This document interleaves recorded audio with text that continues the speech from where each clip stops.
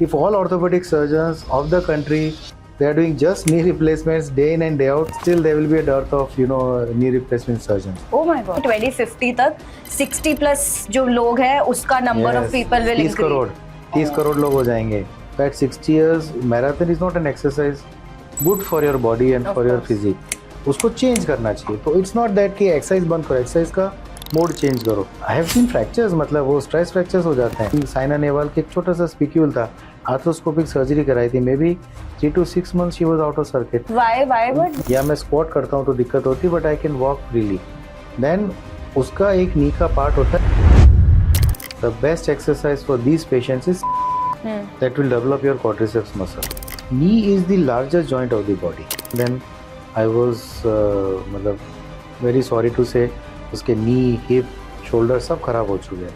She could barely walk. तो अगर ऐसी कोई दवाई है कि जिसको खा के आपको बहुत अच्छा लगता है और नहीं खाए बिना चैन नहीं पड़ता है, तो in all probabilities it is a steroid. But what do they say? Why कि अभी तक उन्होंने सर्जरी क्यों नहीं कराई? Why people are avoiding surgery? तो दर्द का कारण तो बहुत हो सकता है. दर्द के साथ एक्सरे में आपका गैप खत्म हो गया है. जितने मसल्स अच्छे होंगे उतना जॉइंट पर लोड कम पड़ता है, तो थोड़ा सा आप खींच लेते हो. उसकी फ्लिप साइड ये रहती है, आपके ये जॉइंट में पेन होता है तो गर्दन तक नस खींचेगी. तो सर्जरी इसलिए भी डिले करते हैं क्योंकि सोचते हैं कि फिजियोथेरेपी करा लेता हूँ उससे सही हो जाएगा. I read somewhere, I am not sure, that heels were actually made. Never go to fruit juices. Okay. One of the worst things you are having.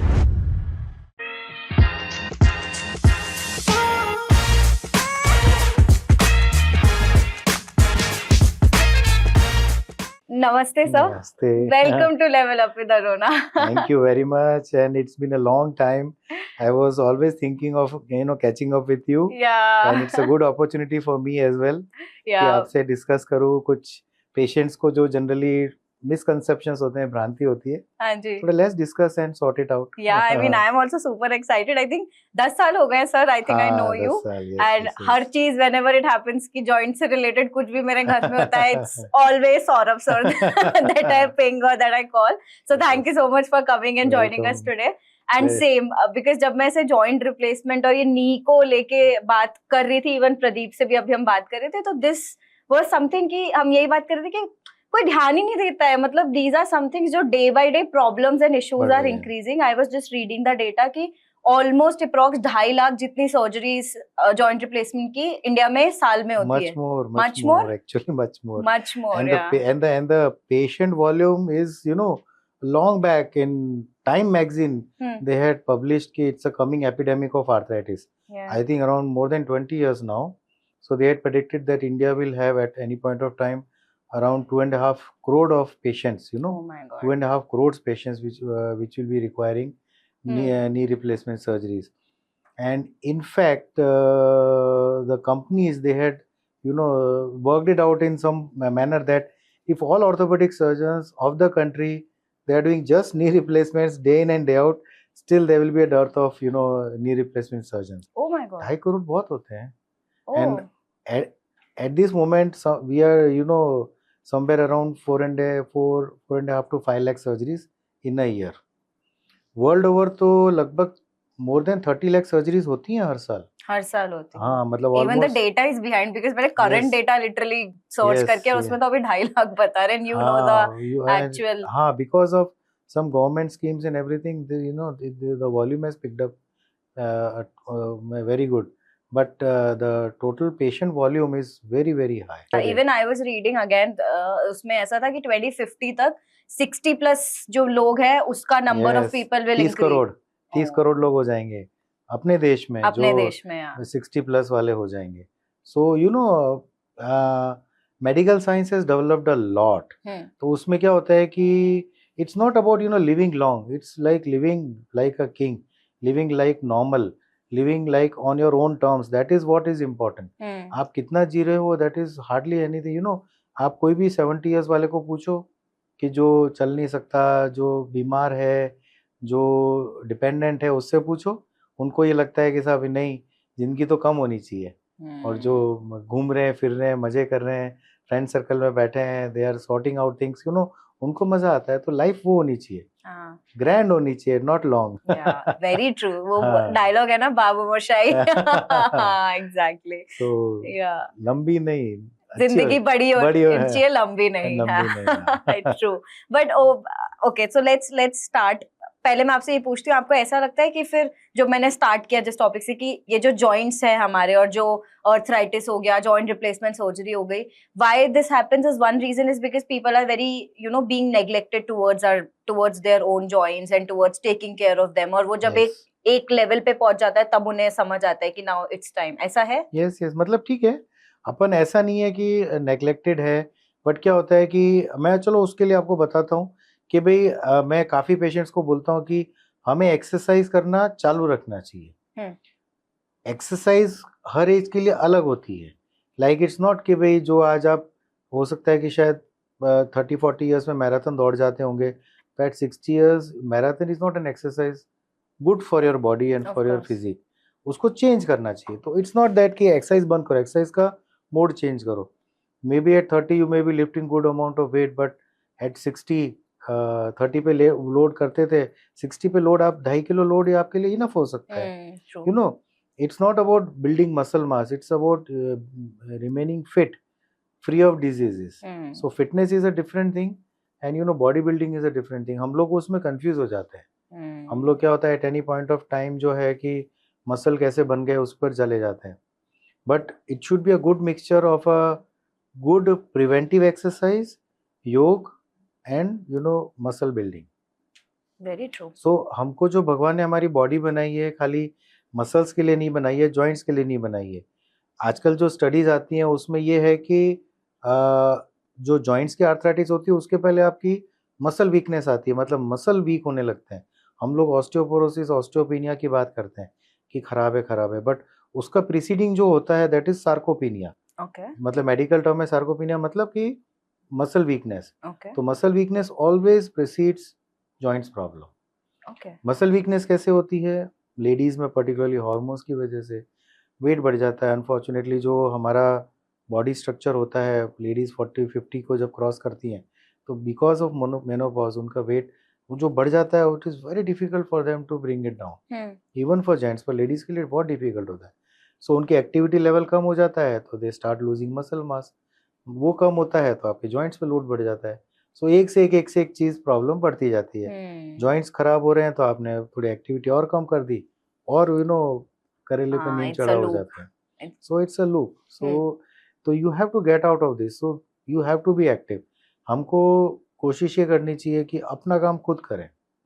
दूसरे का कर सकते हैं तो बहुत अच्छी बात है, अपना काम खुद करें। मतलब कहीं कुछ सामान निकालना है अलमारी में से, कुकिंग करनी है ना, कुछ गेम खेलना है। मतलब आई am not talking about playing football और टेनिस और something, but just simple walk कर रहे हैं फ्रेंड्स के साथ, आप कहीं जाओ, मजे करो, घूमो फिरो, गोल्फ है या टेबल टेनिस है, लाइट बैडमिंटन है, वो खेलो, पर स्टे एक्टिव।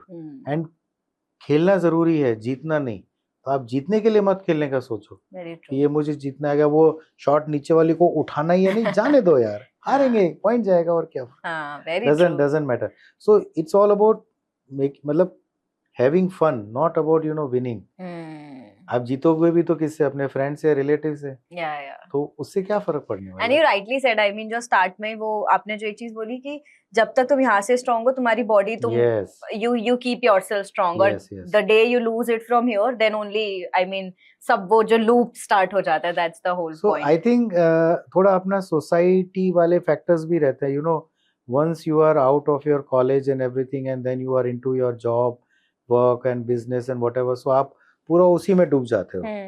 फिर क्या होता है, एट 40-45 थोड़ा सा आपकी चीज़ें सेटल होती हैं, बच्चे सेटल होने लगते हैं, तब आपको लगता है अरे यार मेरा तो वेट बहुत बढ़ गया है, मेरा तो वो फ्रेंड वो क्या कर रहा है, मैराथन दौड़ रहा है ना, अब मैं भी जाऊँगा।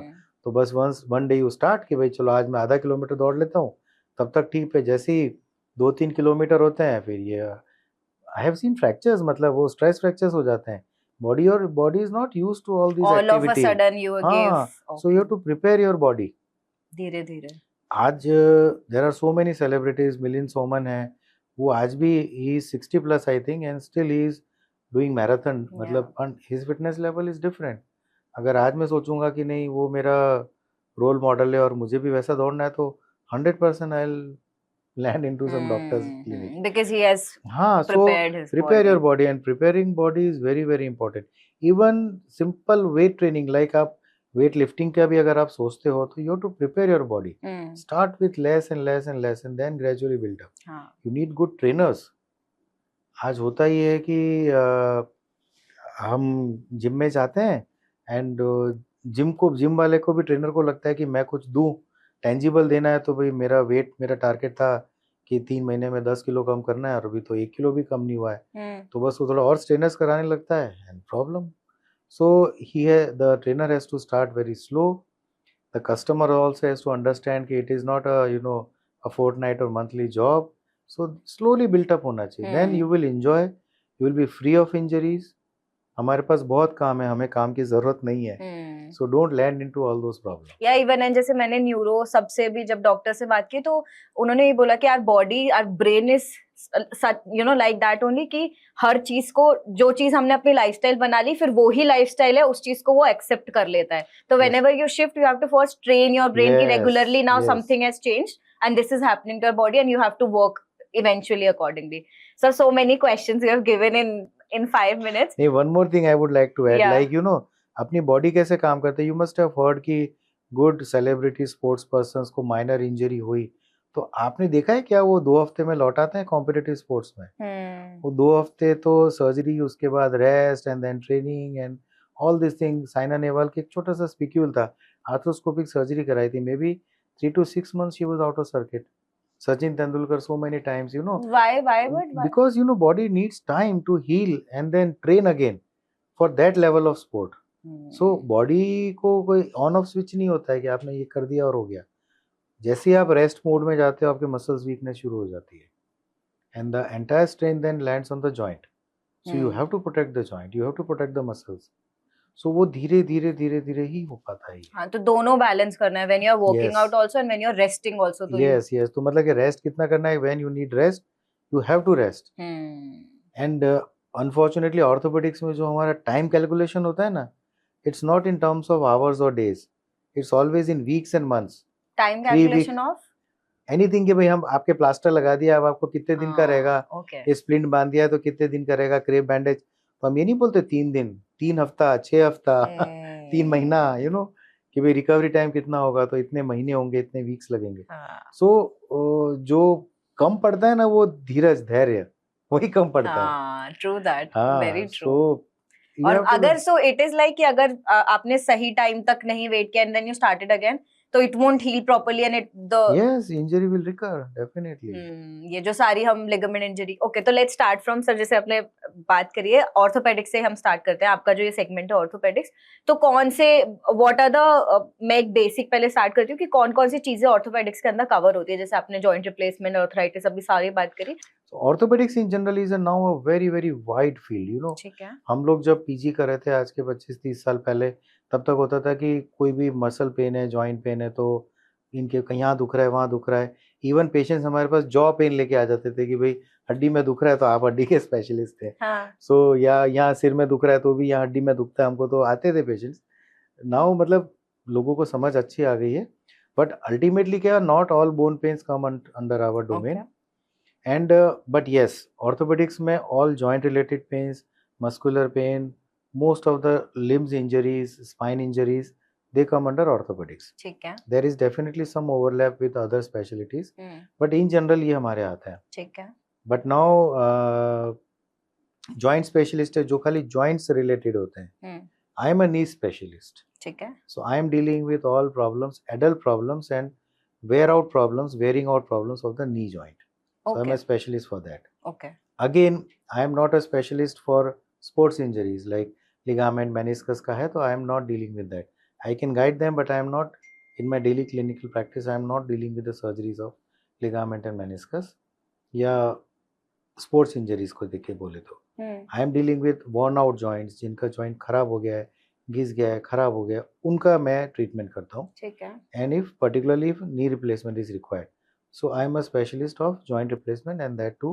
Joint मतलब आपने knee बोला तो knee only leg or elbow भी नहीं, नी बेसिकली है ना? Okay, got it. So elbow के स्पेशलिस्ट और अलग हैं, अच्छा, वो भी अलग शोल्डर के होता है। और अलग हैं, आर्थ्रोस्कोपिक अलग हैं, रिप्लेसमेंट अलग हैं, सब मतलब there is a wild you know, हम लोगों ने एक बार कैलकुलेट किया था तो there are 14 to 15 different specialties in orthopedics now, and it's going to segregate more. Yeah. So knee, how common is knee specific orthopedics में अगर हम बात करें तो knee का issue कितना common है? Knee का problem मतलब practically I would say कि 95% people will at some point of time in their life they will have some knee pain. They will have, हाँ, that's true. And yes. again, if I'm saying 95%, so again in that I would add कि 90% are harmless problems. That's nothing to be worried about. You just need to take care of some lifestyle changes, some precautions not to do this, to be done more, this to be done less. तो उस तरीके से उनका अपन कर सकते हैं. अगर मैं इन जनरल बात करूं तो अगर कोई पेशेंट है जो बोलता है कि नी में पेन है, ऑफ कोर्स मेरे पास आता है, वो बोलता है कि मुझे खाली ज़मीन पे बैठ के खड़े होने में दिक्कत होती है, या मुझे सिर्फ सीढ़ी चढ़ने उतरने में दिक्कत होती है, या मैं स्क्वाट करता हूँ तो दिक्कत होती है, but I can walk freely. Then उसका एक नी का पार्ट होता है पैटेलोफीमोरल जॉइंट, जो ढकनी जिसको बोलते हैं, वो उस जॉइंट का प्रॉब्लम है. So that is not related to the main joint and that's not a very big problem.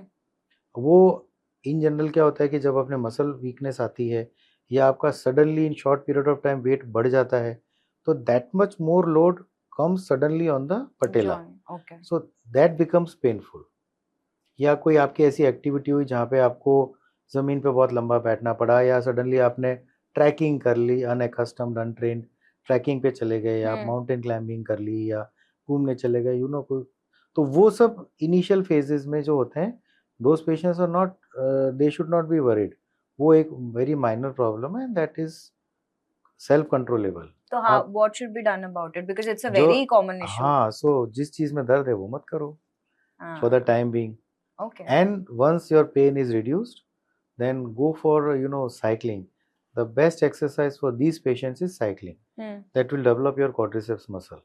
Okay. जितना quadriceps muscle अच्छा होगा उतना नी पर लोड कम पड़ेगा.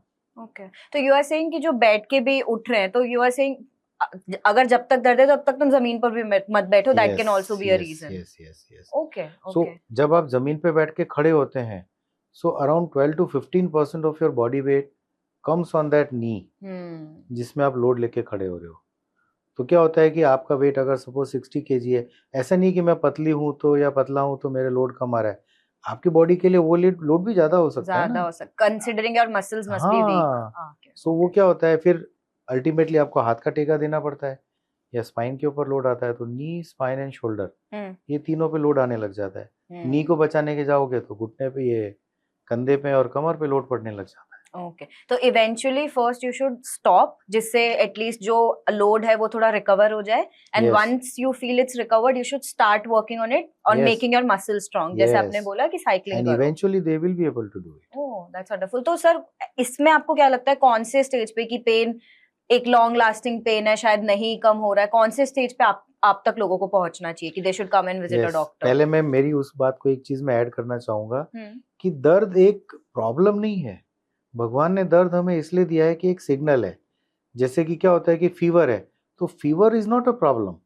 फीवर क्यों आ रहा है वो अपन को फाइंड आउट करना है. सिंपल वायरल फीवर है, it can be something different, उस फीवर के अंदर फिर there is lots and lots of things, but fever is a symptom कि भाई आपकी बॉडी में कुछ है, कुछ भी हो सकता है पर कुछ है. सिमिलरली पेन है, तो कुछ पेन है जिसको आप डॉक्टर के पास जाएंगे, अब वो डॉक्टर को डिसाइड करना है कि इस पेन को सिग्निफिकेंट मानना है या इस पेन को डिसरिगार्ड करना है, इसको भूल जाना है, ये ठीक हो जाएगा, नहीं ये पेन जो है ये आपका ठीक नहीं है, इसके ऊपर हमें फर्दर वर्कअप करना चाहिए, एक्सरे इन्वेस्टिगेशन व्हाटएवर जो कराने हैं वो कराने हैं. सो वो फिर हमारा काम आ जाता है. But pain in itself is a sign, is not a sign, is a symptom. कि भाई सिम्टम हम बोलते हैं कि जो पेशेंट कंप्लेन करता है, और साइन होता है कि जो हम देखते हैं कि हाँ पेन है, उसके साथ ये भी हो रहा है, ये टेस्ट पॉजिटिव है, दैट मीन्स कि इट इज इनसिग्निफिकेंट और it is significant, that we have to decide. Got it. And what about एक चीज आपने बोली कि जैसे नीचे, मैं बहुत कॉमन लेमैन के परसेप्शन से पूछ रही हूँ कि जैसे आप नीचे बैठे हो, आप आलती पालती मार के बैठे हो, and then you you got up तो आपके वेट आया, पर नॉर्मली जो सपोज ऊपर for example right now I am sitting आलती पालती मार के, बट प्रोबेबली 1 घंटे बाद मेरे को शायद दर्द आ जाए इसमें, so that will be also the same reason कि वीक है, उसमें फिर क्या इशू सी जमीन पे जब आप बैठते हो तो इट्स नॉट इम्पोर्टेंट कि आप पैर मोड़ के फोल्ड करके बैठे हो, पैर लंबाई करके, जब आप उठने जाओगे तब तो पैर मोड़ के खड़ा होना पड़ेगा, स्ट्रेन तब पड़ता है, ठीक है, राइट। सो जब आप ऐसे बैठोगे तो ये जो पेन हो रहा है that is stiffness, that is not pain. आप आधा घंटा 1 घंटा बैठ गए फिर आप खड़े हो रहे हो तो हो रहा है, तो उसके लिए सिंपल करना है, आपने पैर लटकाए 2-4 बार आगे पीछे हिला and then you get up, you will feel very comfortable. So that is stiffness, you have to differentiate between the two. It is not a pain, it is stiffness. Pain होता है कि आपको चला नहीं जा रहा है और थोड़ा सा आपको चल के अब दर्द हो रहा है और मतलब आपको उसका ध्यान सारा का सारा वहां जा रहा है और थोड़ा चल के ठीक नहीं हो रहा, तो वो that is pain. But according to you, अगर मैं आपसे पूछूं सर, टॉप 3 मिस्टेक्स मैं बोलूँ एक कॉमन मैन करता है when it comes to their knee issues, जो लॉन्ग टर्म में उनको इशू हैपेंस होते हैं, तो what are the top 3 reason for having some knee issues? See reasons तो अलग हैं, बट जो आपने फर्स्ट बोला कि भाई टॉप 3 कारण जो है नी पेन होने का, number 1 is not doing good exercise, not being active. Second is unaccustomed and untrained over exercise, and तीसरा you know maybe I would say कि आप डॉक्टर को कंसल्ट करो, लेट हिम डिसाइड कि which is this is important, this can be disregarded और it has to be taken care of, तो वो आप डॉक्टर को डिसाइड करने दो। खुद ही लोग जो कि भाई ये हो जाता है, तो this may be the top reasons. So अगर आप एक हर एक आदमी के लिए, हर एक पर्सन के लिए नॉर्मल अलग होता है। आपके लिए हो सकता है कि मैं 1 घंटे में 6 किलोमीटर ब्रिस्क वॉकिंग कर लेती हूँ, but that may not be true for me. Even आपके एज वाले हों या दूसरे, तो उनके लिए भी हो सकता है ठीक नहीं हो। तो आपकी बॉडी आपको बताती है कि भाई हाँ, ये करके आई एम फीलिंग गुड, मेरे अंदर गुड एंडोर्फिन्स रिलीज हो रहे हैं, अच्छे हार्मोन रिलीज हो रहे हैं, फील गुड फैक्टर आ रहा है, तो वो आपके लिए अच्छा है। आपको करके लगता है यार ये ट्रेनर आता है, मेरा तो दिमाग खराब हो जाता है, मेरे को देख के अच्छा नहीं लगता है, तो then probably those exercises are not good for you. मतलब बेसिकली क्योर सबके लिए सेम नहीं हो सकता है, क्योर एंड प्रिवेंशन, मतलब क्या होता है कि आप ओवरडू मत करो। आप जब भी ओवरडू करने जाते हो आपको you will land into injuries. Even me, I am very good example for myself कि मैंने भी मतलब कोरोना पीरियड में वी वर फ्री, सो ठीक है, walking and cycling I did a lot, I lost weight also, but then I was lifting weight, धीरे धीरे मतलब बढ़ता गया and one fine day I had a slip disc, सब बंद हो गया। So body was giving me symptoms, हल्का फुल्का बैक पेन हो रहा था और ठीक भी हो जाता था, तो मैंने उसको टोटली डिसरिगार्ड किया, सो वो सब कुछ बंद हो गया।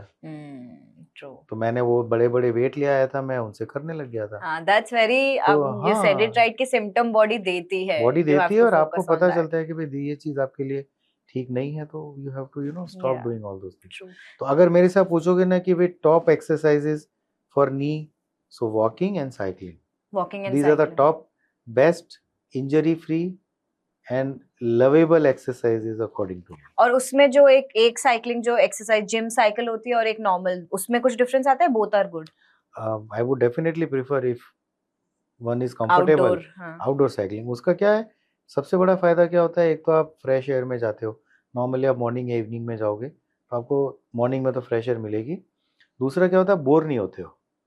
हाँ, वो तो है ना। तो क्या होता है कि भाई हाँ, आपने मतलब बाहर निकलते हो तो आप 10 किलोमीटर का पता नहीं चलेगा, पर आप जिम में करोगे तो नो डाउट आपको कुछ वो डिस्ट्रैक्शन चाहिए। बट रिजल्ट वाइज तो बोथ आर इक्वल। हाँ, मतलब बोथ आर इक्वल, बट वो थोड़ा 20 रहेगा, ये थोड़ा 19 रहेगा। हाँ, गॉट इट। तो सर एक बार आप जॉइंट्स की अगर हम पूरा डिटेल में आगे बात करें तो एक थोड़ा सिंपल टर्म्स में कॉमन लेमन के लिए उसका एनाटॉमी समझा सकते हो कि how are joints are made, कैसे बनते हैं? For example right now I am folding और आई एम गेटिंग अप, तो how the muscle works and everything, can you just explain us? हाँ, भगवान ने ना जॉइंट्स जो भी बनाए हैं वो एक स्पेसिफिक पर्पस से बनाए हैं।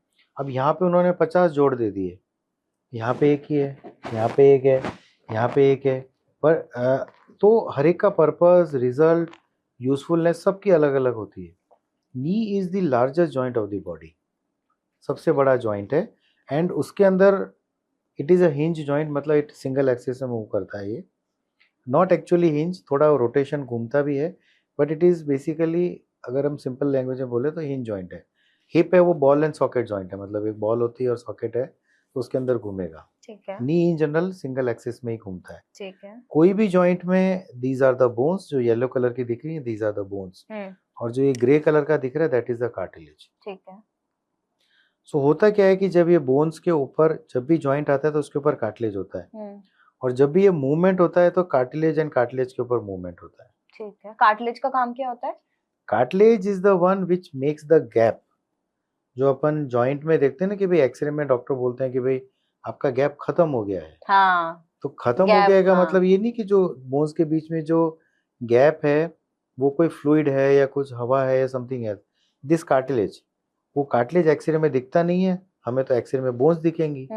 तो बोन्स के ऊपर जो कार्टिलेज है वो दिखता नहीं है, तो जब हम एक्सरे लेते हैं तो वो बोन टू बोन दूर दूर दिखती है, तो गैप दिखता है. ओके. और इस तरीके से जब अगर ये कार्टिलेज घिस जाएगा तो ये बोन और बोन पास पास आ जाएंगे. हाँ. तो पास दिखेगा तो गैप खत्म हो गया है.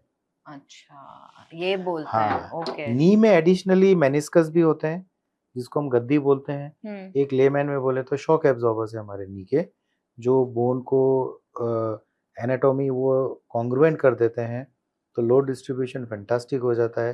That can bear lots and lots of load knee joint के लिए. सो कार्टिलेज जो होता है उसके ऊपर बीच में मेनिस्कस अगेन और होता है, एडिशनल होता है. ठीक है. नी की स्पेशलिटी है. ठीक है.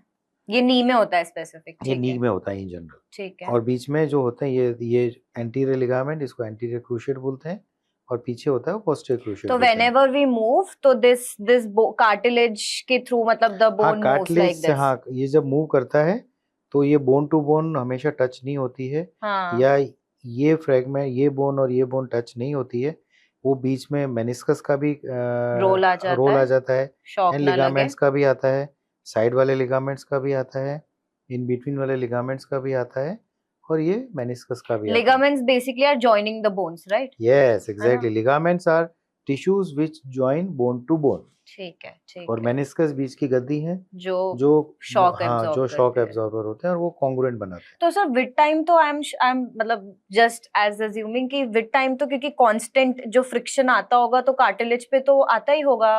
नहीं, नॉट ऑलवेज. मतलब I have seen so many patients जिनका मतलब एट 80 मतलब उनके भी cartilage are good. They are good. हाँ, दे आर गुड.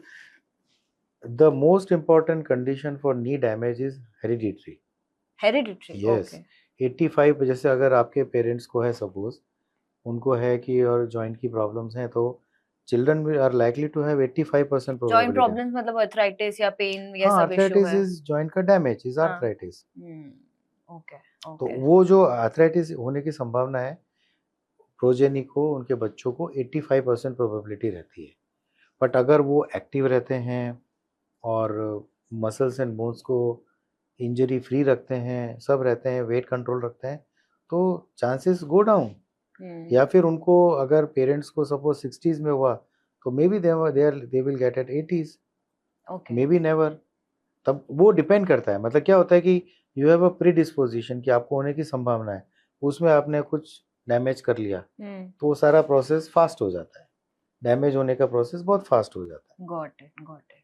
तो इसमें जैसे सर आपने आर्थराइटिस की बात की, पहले एक बार थोड़ा आप एक्सप्लेन कर दो कि आर्थराइटिस क्या होता है, और बिकॉज आपने पहले ऑस्टियो आर्थराइटिस और वो सब भी बताया, तो क्या होता है और कितने टाइप्स होते हैं एक बार. सी आर्थराइटिस इन जनरल अपन बोले तो a bad joint, a damaged joint is arthritic joint. Arthritis is damage in the joint. Damage in the joint. इन चारों चीजों में जो मतलब आपने दिखाई है. ये नॉर्मल जॉइंट है. हाँ. और ये जो जॉइंट है ये आर्थराइटिक जॉइंट है. ठीक है. जिसमें जॉइंट का कार्टिलेज खराब हो गया है तो जॉइंट में डैमेज हुआ है तो ये आर्थराइटिक जॉइंट है. इन जनरल अगर अपन बोले तो दो मेन टाइप के आर्थराइटिस होते हैं. एक होता है ऑस्टियोआर्थराइटिस, जिसको अपन गुजराती में घसारा का वा बोलते हैं, या जिसको मतलब जॉइंट घिस गया जिसको बोलते हैं, वो होता है. That is the most common type. ठीक है.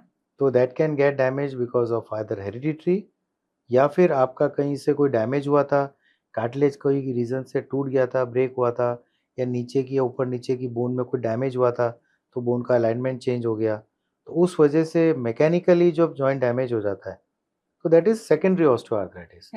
तो प्राइमरी ऑस्टियोआर्थराइटिस वो होता है जिसमें विदाउट एनी रीजन जॉइंट घिस गया.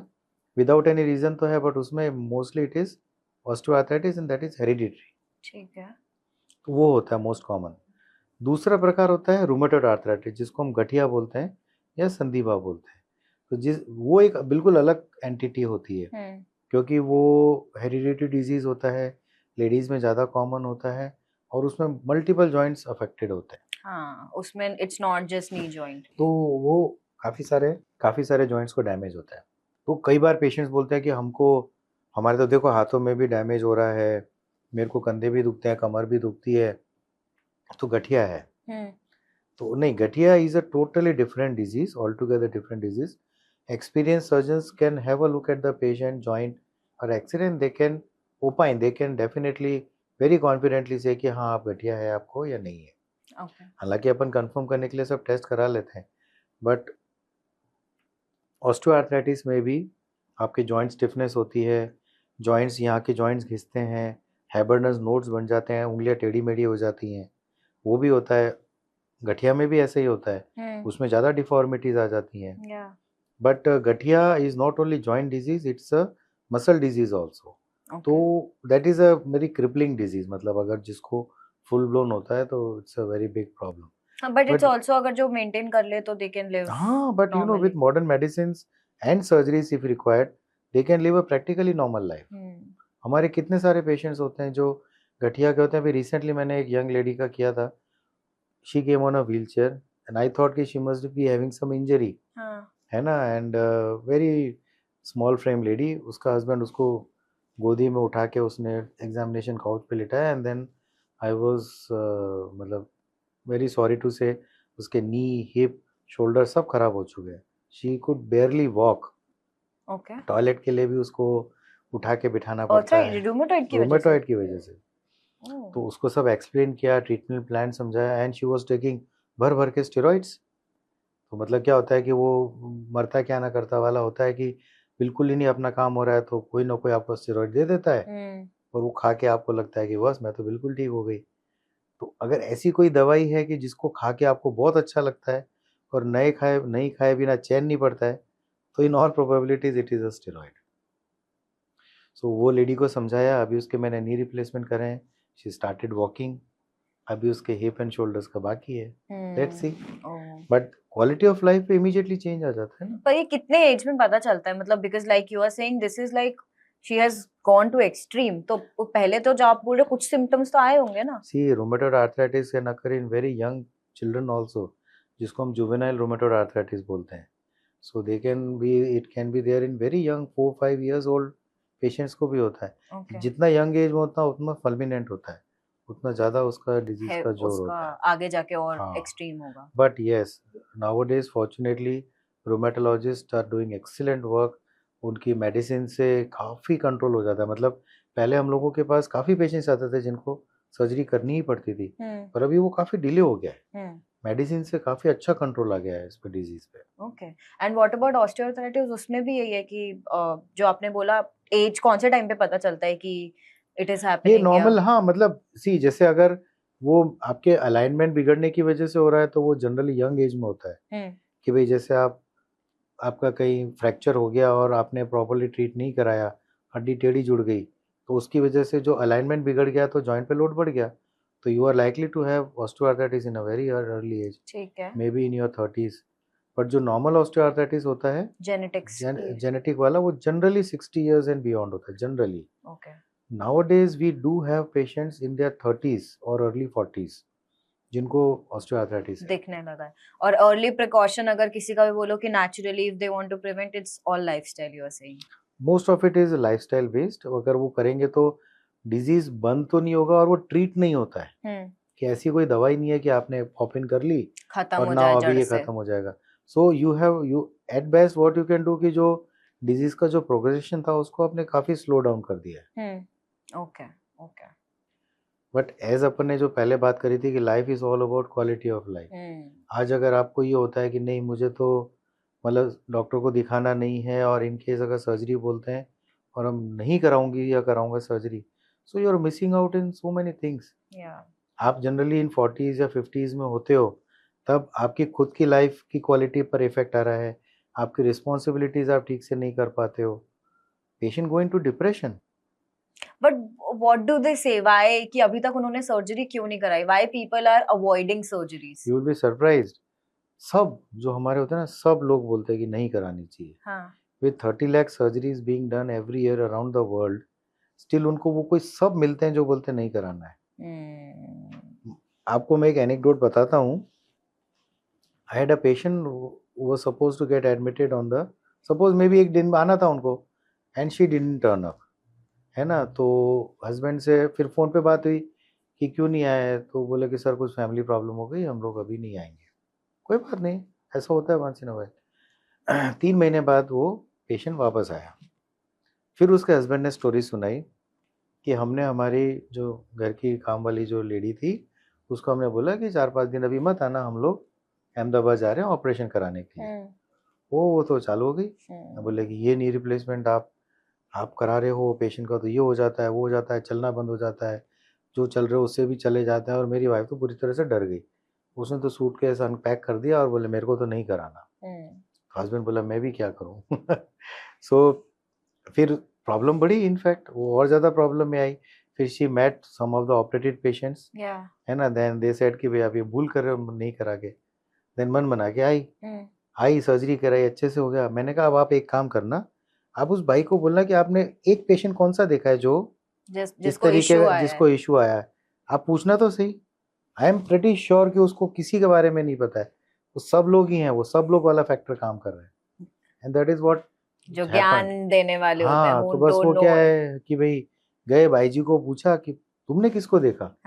नहीं, मैंने तो किसी को नहीं देखा, पर सब ऐसा बोलते हैं। सब ऐसा बोल, oh my, this is so practical and true. सब बोलते हैं बस। इसका सक्सेस रेट तो इज काफी गुड ना? व्हाट्स द सक्सेस रेट, मतलब generally how does it work? Knee replacement का, सर्जरी का इट्स मोर देन 99%। हाँ, आई रेड इट 98.99 रहता है। मतलब ऐसा कोई डॉक्टर क्लेम नहीं कर सकता कि 100% सब अच्छे ही होते हैं। There are so many factors, patient factors, surgery factors, post operative factors, बहुत सारी चीजें होती है। But in general more than 99% success, it's success. हाँ, तो मेन रीजन जो नहीं करा रहे हैं लोग, स्ट्रेच कर रहे हैं, just because they are afraid of surgeries कि भाई अवेयरनेस कम है, अवेयरनेस कम है। You know, in my childhood हम जहाँ रहते थे तो हमारे घर के पास में एक आई हॉस्पिटल था, एंड आई हैव सीन कि वहाँ पे पेशेंट एडमिट होते थे, 2-3 दिन एडमिट रहते थे, and they used to wear some large, बड़े बड़े चश्मे पहनते थे, ग्रीन कलर का कपड़ा लगाते थे, and you know they had to do lot of, you know, ये नहीं करना, वो नहीं करना, ये नहीं खाना, वो नहीं खाना, and they used to be admitted, 2 dressing देखेंगे फिर घर भेजेंगे। आज आप क्या करते हो, 2 घंटे में घर आ जाते हो। सो आज आपको कैटरेक्ट दिखता है तो परसेप्शन चेंज हो गया कि भाई क्यों आप परेशानी उठाओ, कराओ और घर आ जाओ। तो सेम थिंग, मतलब बहुत चेंज आया है। And you rightly saying sir, information नहीं है अब। जो टेक्नोलॉजी जितनी आप बता रहे हो कि और एडवांस इतनी हो चुकी है कि things are very easy for patients also. But is it, एक चीज और मेरे दिमाग में, एक जैसे आपने बोला सब वाला reason, but is it also कि how costly is this surgery? Yes, that's a big factor. I won't deny that part, because you know the joints and the setup required. You know हमारे surgeries के अंदर एक बहुत बड़ा problem होता है infection का। तो इन्फेक्शन के लिए क्या होता है कि the best thing to treat infection is to prevent it. ठीक है। सो वो क्या होता है कि you need to have a good setup, good operation theatres, neat and clean operation theatres, very well trained team which knows what to do, what not to do, है ना। And red flags को identify करना, which कौन से patients में नहीं करनी है, कौन से पेशेंट्स में करनी है। Proper good antibiotics to be used, implants to be used, minimal invasive techniques, आप सर्जरी करो, नीट एंड क्लीन सर्जरी करो, and then these are all things which can prevent infection. So having said that, ये सब चीजें जब आपको चाहिए और होनी चाहिए तो कॉस्ट नेचुरली आती है। तो what happens, first of all, अगर कोई इंसान एक सर्जरी से प्रोबेबली लाइक एक पेशेंट आपके पास आया, दे सेड कि मेरे से चला नहीं जाता, this is the normal, what's the process then? How do you check first of all, and then what happens, what's the process then for a knee replacement? See, मेरे अंदर मेरी क्लिनिक पे कोई पेशेंट वॉक इन आया कि भाई उसको knee pain है, तो मैं सबसे पहले तो उसकी चाल देख लेता हूँ कि हाउ इज द वॉक, मतलब whether it is a sort of duck like walk या नॉर्मल चल रहा है। अगर नॉर्मल चल रहा है तो 90% प्रोबेबिलिटी तो आउट हो गई कि is a case for surgery, at least knee replacement part. अगर डक वॉक है तो अगेन 90-95% प्रोबेबिलिटी कि that's the patient for surgery, ठीक है ना। सो मेरे डक को वॉक मतलब थोड़ा इधर उधर ऐसे टेढ़ा वॉडलिंग टेढ़ा। जैसे झुक के Okay. चलते हैं ना अपन, डक के जैसे झुक के हाँ चलते हैं, तो वो दे में that is because you know body is trying to adapt to a little healthier side, मतलब झुक के बैलेंस चलने इधर की उधर कोशिश कर दे। करने जाते हैं, हाँ so that your damage part is not bearing the load. हाँ गॉट सो इट बट उसके चक्कर में कमर खराब हो जाती गॉट है। It got it. सो हम लोग ये देखते हैं कि भाई आपकी वॉक कैसी है, आपका अफेक्टेड मतलब क्वालिटी ऑफ लाइफ पे कितना इफेक्ट आ रहा है। कि अगर कोई पेशेंट बोलता है कि नहीं, मतलब मैं बता रहा हूँ 50% पेशेंट्स तो ऐसे आते हैं कि भाई है ना मेरे से सीढ़ी चढ़ने में दिक्कत होती है, ज़मीन पे बैठ के खड़े होने में, तो they are out rightly out कि भाई वो उनको नी रिप्लेसमेंट की ज़रूरत नहीं है, and when they can walk straight so definitely they don't need surgery. Popular concept ये होता है कि pain is the number one reason for surgery, कि भाई दर्द है तो करा लो। दर्द के हजार कारण होते हैं, होता है। दर्द तो फ्रैक्चर में भी होता है, इन्फेक्शन में भी होता है, कोई मेनिस्कस में भी या लिगामेंट के टेयर में भी हो सकता है। सो दर्द का कारण तो बहुत हो सकते हैं।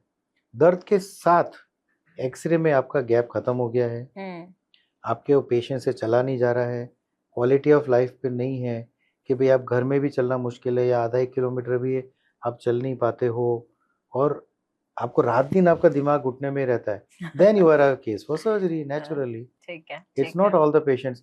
ऐसे भी होते हैं कभी कभार कि भाई एक्सरे में बहुत खराब दिख रहा है but patients are walking practically normally, या फिर उनको इतना पेन नहीं है, है ना, कि भाई मेरे को कोई पहले मैं 8-10 किलोमीटर चल लेता था, अभी 3-4 ही चल पा रहा हूँ, तो then probably you are not needing it now, you will need it definitely at a later point of time, क्योंकि गैप में तो इशू हाँ है। वो कराना, बट आज की तारीख में आपको जरूरत नहीं है। तो मैं कई बार मजाक में पेशेंट को बोलता हूँ कि एक्सरे रोल करके मालिए में डाल दो, कोई देखेगा तो ऑपरेशन कर देगा आपका। So those kind of things happen. ये पता है किस में होता है, ये मेल्स में होता है कि गैप दिख रहा है पर दर्द नहीं है। हाँ, मेल्स एंड फीमेल्स की जो बॉडी स्ट्रक्चर होता है ना, भगवान ने थोड़ा डिफरेंट बनाया है। ऐसा नहीं है कि मर्द को दर्द नहीं होता, वो गलत बात है, बट क्या होता है कि थोड़ा because your quality of muscles is little better because of male hormones, तो क्या होता है जितने मसल्स अच्छे होंगे उतना जॉइंट पर लोड कम पड़ता है, तो थोड़ा सा आप खींच लेते हो। उसकी फ्लिप साइड ये रहती है कि वो ज़्यादा खराब करके आते हैं सर्जरी के लिए। लेडीज के अंदर मसल्स वीक होते हैं तो वो उनको पेन थोड़ा ज़्यादा होता है, तो वो रिलेटिवली जल्दी आ जाती हैं, उनसे सहन नहीं हो पाता, नेचुरल है। तो वो बीच का रास्ता निकालना पड़ता है कि भाई हाँ, बट आज की तारीख में पेशेंट्स ऐसे बहुत आते हैं हमारे पास। अगर मैं बोलता हूँ कि एक नी का करना है तो उसने दूसरा कितना चलेगा, मैं बोलता हूँ कि 2 साल बाद, 2 साल बाद वापस क्यों, आप तो अभी कर दो। अच्छा हाँ, ओके। पॉइंट ब्लैंक बोलते हैं कि मैं क्यों परेशान हूँ, फिर कर दो। तो अगर जॉइंट का गैप खत्म हो गया तो देन मैं बोलता हूँ ठीक है करना चाहिए, पर मैक्सिमम टाइम क्या होता है कि जॉइंट अगर ठीक है तो मैं उनको काउंसिल करता हूँ, उनको समझाता हूँ देखो आपका एक घुटना खराब है, उसका लोड आप दूसरे पे डाल रहे हो, प्रोबेबली पेन इस वजह से है। और नेचुरल नहीं तो नेचुरली हाँ, नेचुरल तो भाई आप नी रिप्लेसमेंट कर रहे हो तो आप ट्रीट थोड़ी कर रहे हो, जो खराब चीज को रिप्लेस कर रहे हो, तो जो नॉर्मल नहीं है उसको फिर क्यों टच करना है। ठीक और है। 4-5 साल के अगर निकल जाते तो why should you touch it. तो खराब चीज अगर है तो उसको टाइमली अपन को बॉडी से उससे छुटकारा पाना चाहिए। ठीक है, तो दिस इज जब आप पेशेंट आया तो यू सॉ मतलब आपने जो ठीक है जिनको जरूरत है यू दैट्स वन साइड। अब जिनको सपोज आपको दिख रहा है कि इनको नी रिप्लेसमेंट की सर्जरी है की जरूरत है, then what's the timeline, precautions मतलब प्री सर्जरी क्या क्या होता है, एक बार can you explain that also. उसमें ये है कि भाई अगर पेशेंट को सर्जरी करनी है तो मैं सबसे पहले तो बोलता हूँ कि देखो मेरे कहने से मत कराओ। ओके। मेरे लिए 2 रिक्वायरमेंट है। नंबर 1 कि आपको ये लगना चाहिए कि मुझे तकलीफ है, नंबर 2 कि मुझे उस तकलीफ से छुटकारा पाना है। अगर 2 कंडीशन सेटिस्फाई हो रही तो ही आओ, मेरे कहने से मत कराओ। आपको ये होना है कि मुझे ठीक होना है तब आप मेरे पास आओ। ठीक है। तो अगर आप डिसाइडेड है कि भाई मुझे ठीक होना है तो then you fix up a date and then you come down. हाँ, मुझे मेडिकल फैक्टर्स देखने पड़ते हैं क्योंकि इन जनरली सब थोड़े से रिलेटिवली राइप एज वाले होते हैं, तो इनको कुछ ना कुछ मेडिकल इश्यूज होते ही हैं, शुगर, बीपी, हार्ट की प्रॉब्लम, ब्रेन की प्रॉब्लम, दूसरे जॉइंट्स की प्रॉब्लम, ये सब होता है। सो उनको हमको ये समझाना पड़ता है कि क्या चीज़ ठीक हो पाएगी और क्या चीज़ नहीं हो पाएगी। क्वालिटी ऑफ लाइफ में what you should expect and what you should not expect practically normal हो जाते हैं, पर अगर जैसे सपोज आपने स्पाइन में भी डैमेज हो चुका है तो ऐसा नहीं कि घुटना रिप्लेस करने से स्पाइन ठीक हो जाएगा। स्पाइन को जो फर्दर डैमेज हो रहा था आपके डिस्टर्ब वॉकिंग पैटर्न की वजह से वो रुक जाएगा, बट स्पाइन ठीक नहीं हो जाएगा। ठीक है। So sometimes 2-3-4% patients they also may need a spine surgery later on या पहले। ओके कि भाई आपने पर्टिकुलरली क्या होता है कि अगर कोई पेशेंट ये बोलता है कि मेरे को कुछ चलने के बाद में पैर का पंजा सुन्न हो जाता है या रुई के ऊपर चल रहा हूँ या गद्दी पे चल रहा हूँ, ऐसी फीलिंग आती है, तो इसका मतलब कि कमर की नस में अच्छा खासा दबाव है। Okay so then we take a opinion of spine surgeon की which is required first, spine surgery और नी सर्जरी। उसमें भी ऑलमोस्ट 80% पेशेंट्स नी रिप्लेसमेंट करा के क्वालिटी ऑफ लाइफ काफी अच्छी होती है, स्पाइन की जरूरत नहीं पड़ती है। बट इन सर्टेन पेशेंट्स हमको पहले स्पाइन सर्जरी करवानी पड़ती है। बट ये वही है, लाइक यू मेंशन, एक चीज स्टार्ट होती है तो इट इज पॉसिबल कि बाकी जगह पे भी पहुंचता ही है, तो इट्स बेटर टाइमली आप करा लो। आपके ये जॉइंट में पेन होता है तो गर्दन तक नस खींचेगी।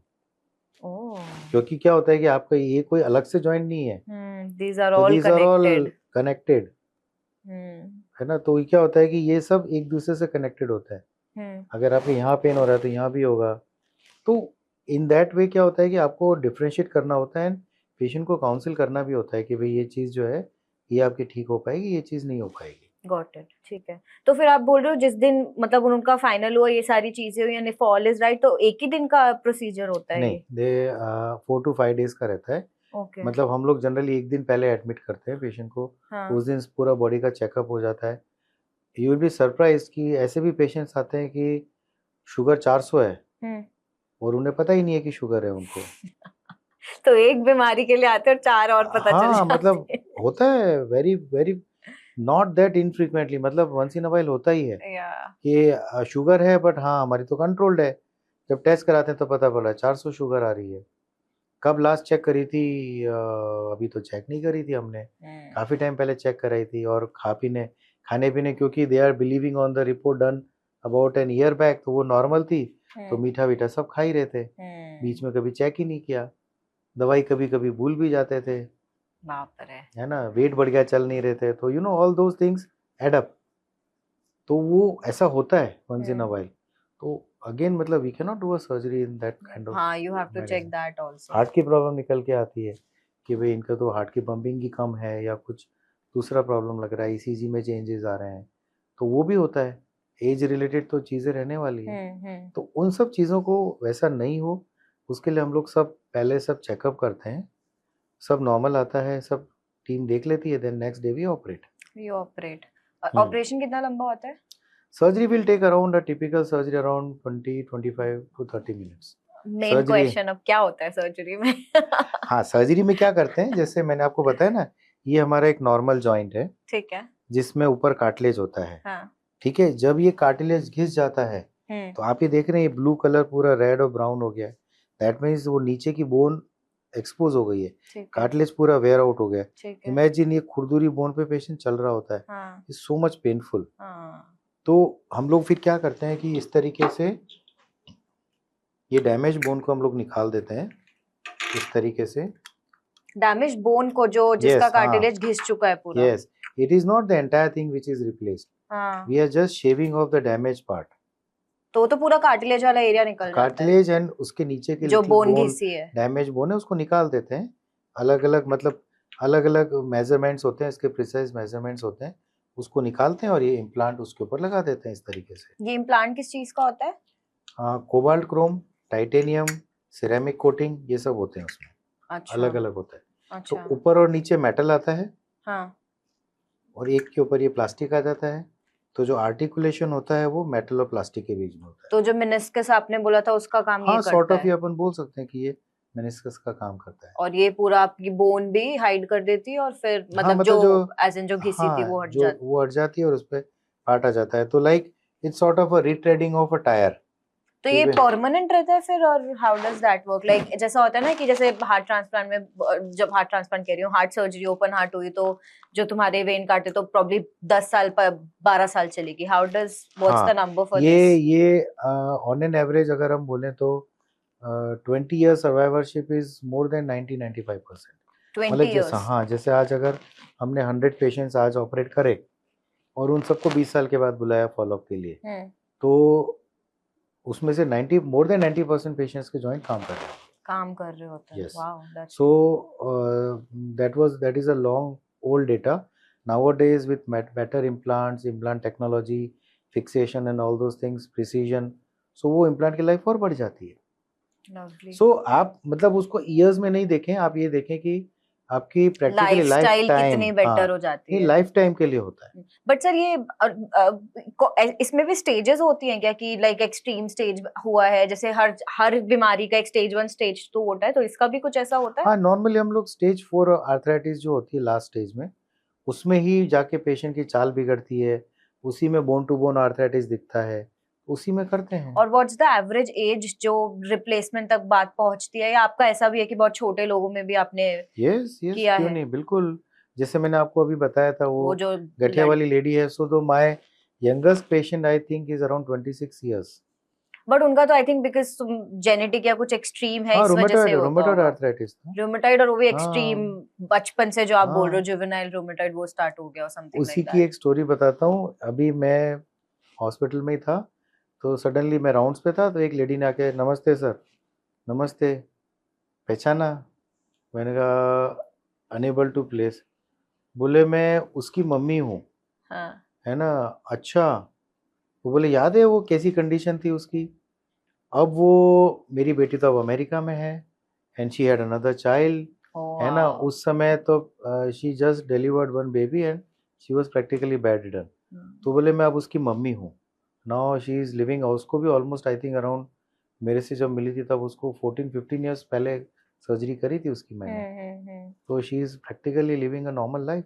लवली. तो आप वो सोचो, जो पेशेंट बिस्तर से खड़े भी नहीं हो सकता था, वो आज इस स्टेज में है, तो अब उसके लिए क्या बोलोगे? मेन इशू मतलब that's what I am thinking कि लोग डर जाते हैं, बस सर्जरी नहीं कराते, इस चक्कर में कितना hardship they are living through out. मतलब कि अगर जितना सून वो करा ले, I think the better life and the better lifestyle they can have. मेरा जो इसमें जो टेक होम मैसेज है वो ये है कि मतलब आप उसको जल्दी भी मत कराओ पर उसको लेट भी मत कराओ. It should be done just at the right time and let your doctor decide it कि भाई आपके लिए जरूरत है कि नहीं. Then once you have decided your doctor, then have faith in that doctor कि भाई जो वो आपके लिए कर रहा है, वो प्रोबेबली जो आपके लिए बोल रहा है वो आपके गुड फेथ में बोल रहा है, and go with that flow. उसके लिए आप मतलब वो मत करो कि नहीं ये मैं, क्या होता है कि आप जब एक बार सर्जरी बोल दी जाती है तो पेशेंट क्या होता है कि फिर वो सर्च में निकलता है. कोई एक बंदा जो उसको मिलेगा जो बोलेगा नहीं मैं आपको बिना सर्जरी ठीक कर दूंगा. सो जब जॉइंट घिस चुका है, आज की तारीख में ऐसी कोई टेक्नोलॉजी नहीं है जो किसी भी चीज को आप ठीक कर सकते हैं. आप फॉरगेट द जॉइंट, आप मुझे इस दुनिया में बताइए ऐसी कौन सी चीज है जो घिस जाने के बाद आप नॉर्मल कर दोगे without intervention. That's so true. That's some मतलब एक बेसिक नॉलेज जो इंसान को सोचनी चाहिए. वही चीज टूट गई, फट गई, आप अच्छे से अच्छा रिपेयर कर सकते हो, बिल्कुल नॉर्मल जैसा रिपेयर कर दोगे, पर घिसी हुई चीज का क्या इलाज? एंड आई एम श्योर काफी वेल रेड लोग भी ये चीजें सोच के नहीं कराते. वही ज्यादा नहीं कराते, वो ज्यादा नहीं कराते because they are too well read and they think so much. Yes, true. वो फिर क्या होता है कि जो मेरे एक्सपीरियंस में either they are taking steroids and they are simply prolonging and आके बोलते हैं कि भाई आपने तो 6 साल पहले बोल दिया था. मैंने कहा 6 साल बाद आपको मेरे पास दोबारा आना पड़ा, तो जो भी ट्रीटमेंट आप कर रहे थे उसने काम तो नहीं किया ना. So true. है ना? तो जब आपको आना पड़ा तो 6 साल आपको कुछ अच्छा लगा, आपने कुछ ज्यादा कर पाए जो 6 साल पहले कर पा रहे थे, इन 6 साल में आपने करना शुरू किया कि नहीं. फिर वही बोलते हैं कि डॉक्टर साहब आपको ये चीज हमको पहले समझानी. मैंने कहा मैंने तो बताई थी आपको, आप समझ नहीं पा रहे थे. सो वो ये होता है कि भाई आप कराने के बाद में पेशेंट इन जनरल यही बोलता है कि मैंने पहले करा लिया होता तो क्वालिटी ऑफ लाइफ अच्छी होती. मेरे को कांस्टेंट मेरा दिमाग मेरे जॉइंट्स पे जा रहा है. नहीं, यू आर नॉट शायद आपकी मदर को भी तो देखा था मैंने. डैड का फ्रोजन शोल्डर के लिए देखा था. हाँ, तब लेके आई थी मैं एक बार. ऐसे तो सर मतलब ये चीज का फर्स्ट ऑफ ऑल जैसे आपने करी सर्जरी, अब हो गई, एक आपने बोला 3-4 घंटे की सर्जरी होती है, देन पोस्ट 3-4 घंटे का 2-3 घंटे नहीं, मैंने कहा ना 25 से 30 मिनट. 25 से 30 मिनट में हो जाता है ये? नहीं, रिप्लेसमेंट तो उतने में हो जाता है. तो जब क्या होता है कि आपका तो क्या होता है कि रिलेटिव को अंदर भेजा ओटी में और आपका मीटर डाउन। आपको लगता है कि अंदर जाते ही हम लोग शुरू कर देते हैं, it's never like that. First we make the patient very comfortable, उनको जो प्री मेडिकेशंस होते हैं वो देते हैं, एंटीबायोटिक्स देते हैं, काउंसिल करते हैं कैसे क्या होगा, सो दे आर वेरी कंफर्टेबल। वो मतलब इनफैक्ट ये मेरे एक्सपीरियंस में तो ये रहा है कि पेशेंट बोलता है कि मम्मी तो ऑपरेशन टेबल से उठ के भाग के आ जाएगी और फलानी जगह से तो भाग गई थी वंस इन अ वाइल। अच्छा। अभी बोलता है कि वो तो वहाँ से भाग गई और वो तो ये नहीं किया वो नहीं किया, बहुत बहुत बताते हैं। बट हमारा एक्सपीरियंस ये रहा है कि पेशेंट कहते हैं नहीं मुझे बहुत अच्छा लगा, हम लोग उनको मतलब बहुत डिसेंटली और प्रॉपरली ट्रीट करते हैं, वो भी करते हैं, and we are never in a हरी।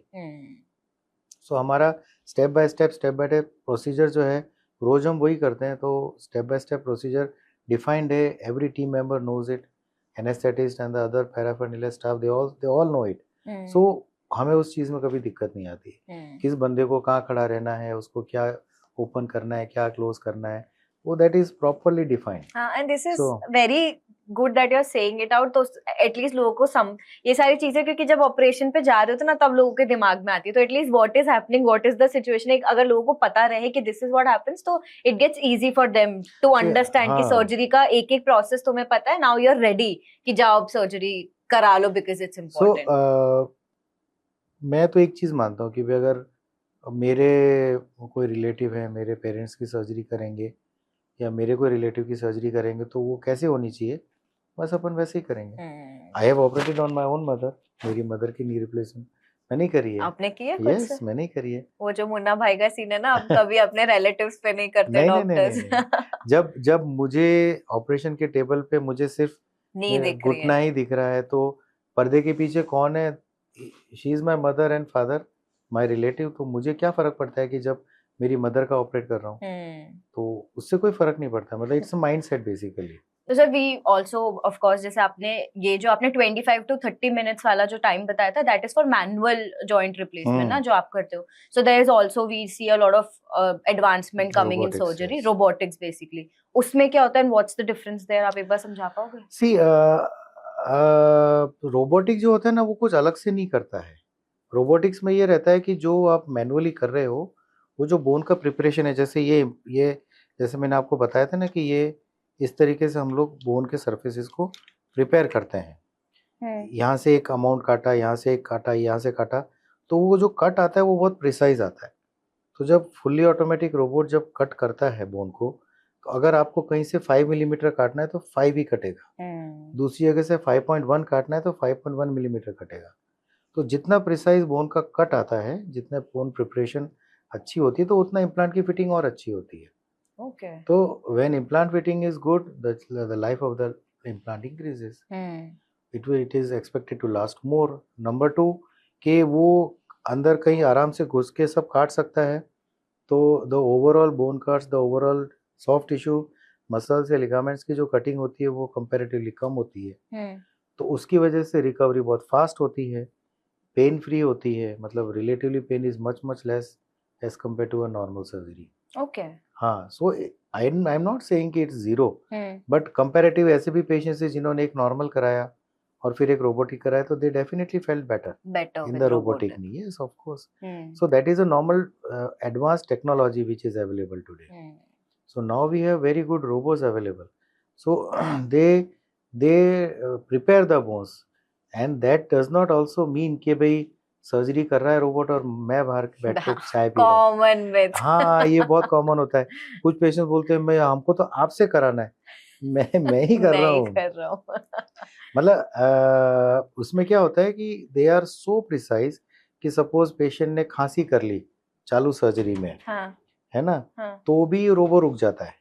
या मेरे हाथ से हल्का सा बोन को टच हो गया, तो वो अगर एक उसका जो कैलकुलेटेड वो जो डिस्टेंस होता है, अगर उससे ज्यादा मूव हो गया तो रोबो रुक जाता है। Oh, it can sense. Yes, it is very precise. 250 megahertz का 250 हर्ट्ज का उसका फ्रीक्वेंसी होती है, रेडियो फ्रीक्वेंसी एरेज होते हैं। तो वो एरेज फिट होते हैं रोबो पे, बोन्स पे, और सामने उसकी आंखें होती है, वो देख रही होती हैं। सो वो कांस्टेंट उसके वो टच में रहता है। अगर थोड़ा सा भी उसमें अगर दिखना बंद हो गया, या वो एरे के सामने मेरा अगर हाथ भी आ गया, वही का वही देन एंड देयर स्टॉप हो जाता है। तो there are so many safety locks available, safety checks available, so ऐसा नहीं है कि मैं बाहर बैठ के करता हूँ, मुझे कॉन्स्टेंटली वहीं खड़े रहना पड़ता है। ऑफ कोर्स करेगा तो वही ना जो मैं उसको बता रहा हूँ, but in a much more precise way. So उससे क्या होता है कि वो प्रिसीजन बढ़ता है।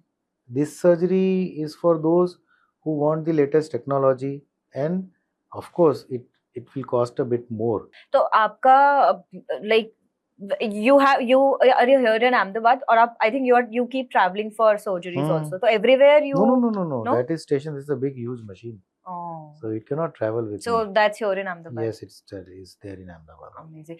But एक चीज मैं क्वेश्चन वापस आपसे थोड़ा डिटेल में जानना चाहूंगी कि आप जो आपने बोला कि आप लोगों को आइडेंटिफाई करते हो, लाइक इनको प्रॉब्ली मैनुअल सजेस्ट करोगे या इनको रोबोटिक सजेस्ट करोगे या इनको रिप्लेसमेंट सजेस्ट करोगे, तो what are the key indications that you focus on कि this person needs which sort of surgery or which surgery? Very nice question. Actually क्या होता है कि जैसे मैंने पहले भी आपको बोला कि all patients who have knee pain या joint pain, they are never the candidates for surgery.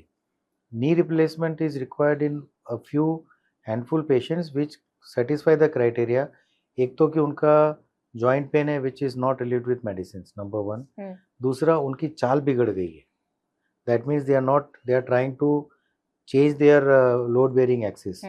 Number 3, x-ray कराते हैं अपन वेट बेरिंग, तो उसमें बोन ऑन बोन आर्थराइटिस है, मतलब बीच का गैप बिल्कुल खत्म हो गया है, बोन से बोन टच हो रही है।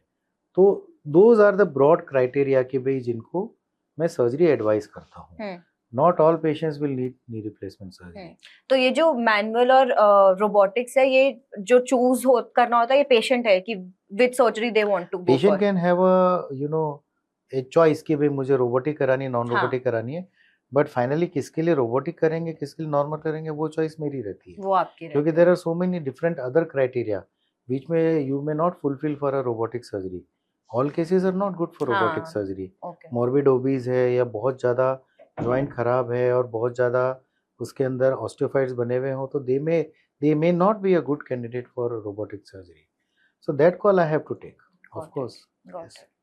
बट आपने जो बोला सर, मेरे को वो दिमाग में थोड़ा चल रहा है सर कि आपने बोला कि लोग वो जो 6 साल का गैप लेके 6 साल कराते, तो जनरली रॉन्ग प्रैक्टिसेस की अगर मैं बात करूं तो क्या हो रहा है, मतलब इज देयर एनीथिंग हैपनिंग जो कांस्टेंट लोग उस लूप में फंसते हैं, then they come back after understanding? So in general अगर अपन बोले तो अगर आप टाइम से नहीं कराते हो तो डैमेज धीरे धीरे दूसरी चीजों में ज्यादा हो जाता है। लाइक अगर आप घुटने खराब है तो आपकी चाल बिगड़ रही है, तो स्पाइन की प्रॉब्लम शुरू हो जाती है।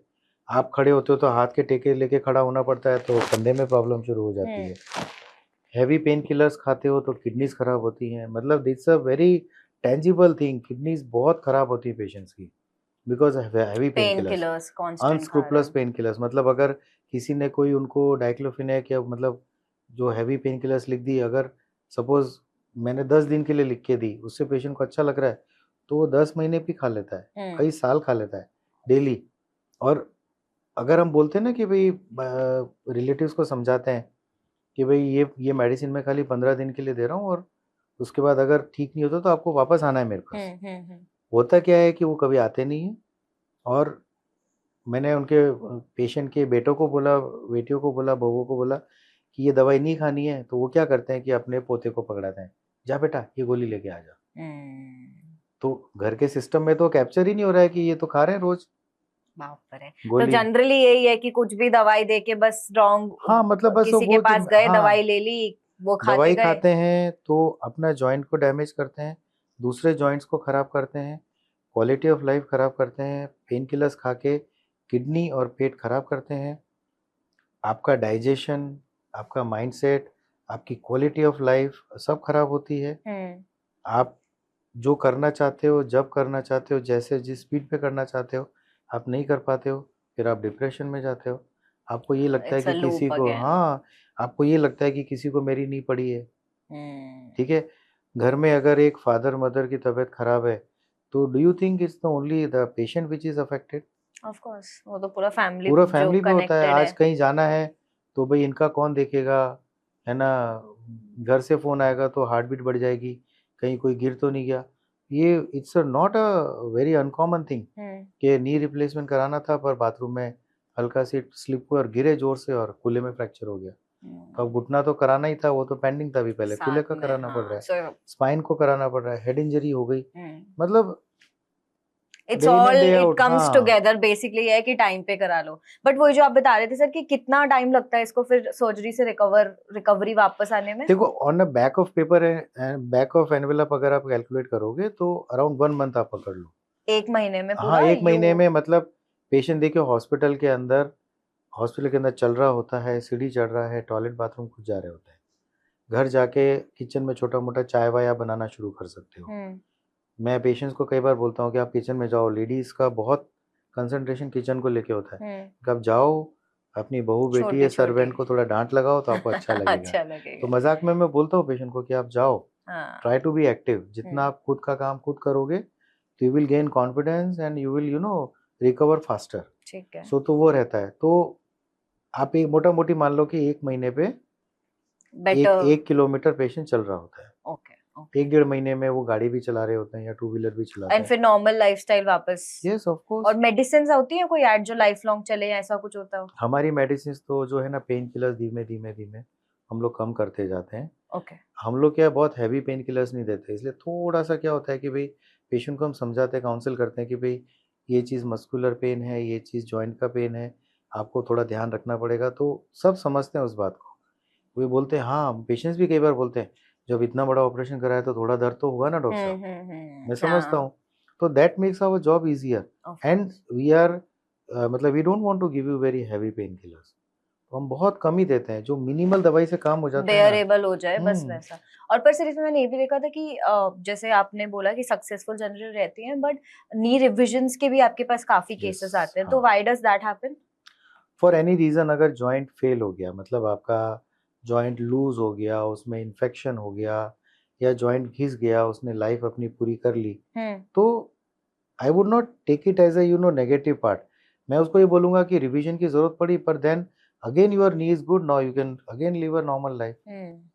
तो उसमें पूरा जॉइंट वापस इम्प्लांट चेंज हो जाता है. वो इम्प्लांट्स थोड़े अलग होते हैं. That's a definitely a more bigger surgery as compared to normal knee replacement surgery.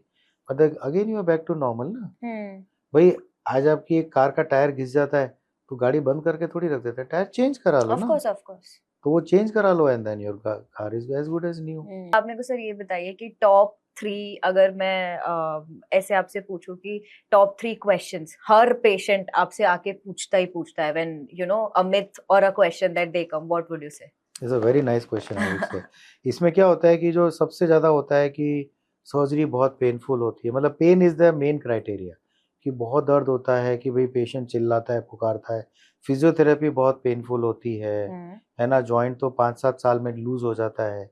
ये टॉप 3 क्वेश्चंस होते हैं हमारे पास. ओके. फिजियोथेरेपी आप ये लाइफ टाइम होती है, रिकमेंड करते हो? No, not at all. It is never required. Physiotherapy क्या होता है कि फिजियोथेरेपी किसके लिए, कि आपने सर्जरी करी, टांके लिए, मसल को काटा, बोन को काटा, तो उसको जब रिपेयर किया है तो ऑर्थोपेडिक्स में वो मूवमेंट रेस्ट्रिक्ट हो जाता है इनिशियली. तो उसको रीगेन करने के लिए अपन फिजियोथेरेपी और आई थिंक मसल को थोड़ा स्ट्रेंथन करने के लिए ऑफ कोर्स. आपने जो जॉइंट इतने सालों तक बिगाड़ा वो सडनली 1 घंटे में थोड़ी मसल्स ठीक हो जाएंगे. तो थोड़ा सा उनको टाइम चाहिए. सो बट ये जरूर है कि फिजियोथेरेपी है. But the thing which I want to emphasise very emphatically is कि फिजियोथेरेपी एक तो पेनफुल नहीं होती, नंबर 1. वो बहुत इंपॉर्टेंट है. नंबर 2 ये नहीं कि आपको लाइफ टाइम करनी पड़ती है. फिजियोथेरेपी पेशेंट्स, मतलब मैं मेरी बात करूंगा, दे एंजॉय डूइंग इट. मुझे बोलना पड़ता है बस अब बंद करो, ना get back into your normal life. उसमें आप इसको बंद करो अभी. तो दे एंजॉय, कि उनको लगता है कि हाँ मतलब हम लोग करते हैं तो मज़ा आ रहा है, फिजियोथेरेपिस्ट आता है तो उसकी वजह से कर लेते हैं. तो फिजियोथेरेपी पेनफुल नहीं होती. Surgery I would not say zero pain, but उतना तो डेफिनेटली नहीं जिसको लेके आप डरते हो. With so many things in our armamentarium. हम लोग ब्लॉक्स देते हैं, पेन किलर्स देते हैं, एपिड्यूरल्स देते हैं, दूसरे इंजेक्शंस देते हैं, दवाइयाँ इतनी अच्छी हैं, नॉन टॉक्सिक दवाइयाँ हैं. तो इन सबका मिला जुला स्वरूप ये रहता है कि प्रैक्टिकली आपकी सर्जरी पेन फ्री होती है. But lot of patients also does this ना, कि वो सर्जरी इसलिए भी डिले करते हैं क्योंकि सोचते हैं कि फिजियोथेरेपी करा लेता हूँ उससे सही हो जाएगा. Does that happen? वो तो डेफिनेटली है. या क्योंकि उसमें क्या होता है कि फिजियोथेरेपी कराने से जो घिसी हुई चीज है वो ठीक नहीं हो जाएगी ना.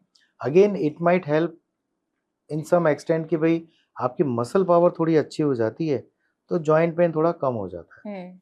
But that's not going to last long. जो घिस चुका है उसको बदलना ही पड़ेगा। ठीक है। फिजियोथेरेपी से घिसा हुआ जॉइंट तो ठीक नहीं होने वाला। ठीक है। एंड आपने सर जो जैसे जिम की भी बात करी थी, तो lot of things that I have personally heard that happens, आप बताना कितना सही होता है। First of all treadmill, like common use, this is I heard कि अगर कांस्टेंट यूसेज ऑफ ट्रेडमिल को इंसान करता है तो लॉन्ग टर्म में उनके नी खराब होते हैं, लाइक नी पे स्ट्रेस आता है and it shouldn't be done. What would you say on that? नहीं, इट्स एब्सोल्युटली अ मिथ, ऐसा कुछ भी नहीं है। मैं डेफिनेटली आपको ये प्रेफर करूंगा कि वॉक करना है तो preferably not on a hard surface, हाँ, है ना, कि रोड वॉक जो हाँ बोलते जैसे हैं रोड या कुछ। और वॉक करने में इतना डैमेज नहीं जितना आप अगर जंपिंग जॉगिंग करोगे ऑन हार्ड तो सरफेस। हाँ दैट कैन डैमेज।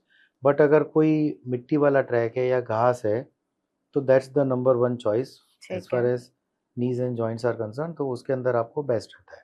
ठीक है। बट ऐसा नहीं कि ट्रेडमिल पे चलते तो जॉइंट घिस जाते हैं, लॉन्ग टर्म में हाँ, होता है, दैट इज ऐसा कुछ भी नहीं है। But yes, what you should do is, जो ट्रेडमिल पे चल रहे हैं या लिटिल हार्ड सरफेस पे चल रहे हैं, they should wear good quality sport shoes and then walk. तो फुटवेयर का पूरा ध्यान रखना। उसमें भी क्या स्पोर्ट शूज में भी आप रेकमेंड करोगे कि ये सोल होना चाहिए, समथिंग लाइक दैट, ऐसा कुछ होता नहीं, है? वो फ्रॉम डॉक्टर्स ओवर हाइप्ड है एक्चुअली कि हाँ। भाई ये ऐसा सोल वैसा सोल, ये खराब है वो ऑर्थो खराब सोल है। जो बहुत आता है। अब मैं तो पेशेंट को ये बोलता हूँ कि भाई आपके फुट को डिसाइड करने दो, हाँ, व्हाट यू फील कि कंफर्टेबल, आपको कौन सा अच्छा है। वॉकिंग शूज होते हैं, मतलब in general they are all more or less the same, पर अब वो जब एक ही चीज अच्छी होती तो फिर ये जूतों की दुकान में 2 ही प्रकार के शूज होने चाहिए थे ना। जब वो आपको 50 दिखा रहा है मतलब कोई भी एक चीज अच्छी नहीं है, हाँ। तो मैं पेशेंट को बोलता हूँ कि आप जाओ, पहनो, 10 मिनट वॉक करके देखो एंड देन डिसाइड। मेरे लिए एक शूज अच्छा है, मेरी फुट एनाटॉमी डिफरेंट है, आपकी अलग है, तो let your foot decide got it कि आपके लिए क्या अच्छा है। You should feel good, and आपको चलने के बाद में मस्कुलर पेन तो ठीक है, पर ऐसा नहीं हो कि भाई फुट में बहुत भयंकर दुख रहा है, मेरे से चला नहीं जा रहा है, वो सिचुएशन नहीं आनी चाहिए। एंड तो व्हाट अबाउट जो लड़कियों का बोलते हैं हील से, जो हील लॉन्ग मतलब हील्स या लॉन्गर टर्म पे जो हार्ड शूज पहनते हैं तो उनके constantly heels are bad. That how, आप थोड़ा, मैं सर बोल रही हूँ, मैं इस पे एक रील बनाना चाहती हूँ and I want to spread it, तो आप थोड़ा एक्सप्लेन कर सकते हो कि what happens actually heels. Heels are non anatomic, मतलब वो क्या होता है कि I read somewhere, I am not sure, that heels were actually made, initially they were made for males, अच्छा, उनकी हाइट बढ़ाने के लिए। ओके, बट स्लोली क्या मेल्स को लगता है कि हमें नहीं, तो लेडीज ने टेक ओवर कर लिया एक्चुअली। नहीं, एक्सेप्ट नहीं किया, टेक ओवर कर लिया। तो जेंट्स ने बंद कर दिया एंड लेडीज ने उसको टेक ओवर कर लिया। ठीक है। सो हील्स आर नॉन एनाटॉमिक, मतलब क्या होता है कि जब आपकी हील अप हो जाती है तो you have to change your posture. आपकी सेंटर ऑफ ग्रेविटी को आगे या पीछे ले जाने के लिए you have to change the posture of your torso also.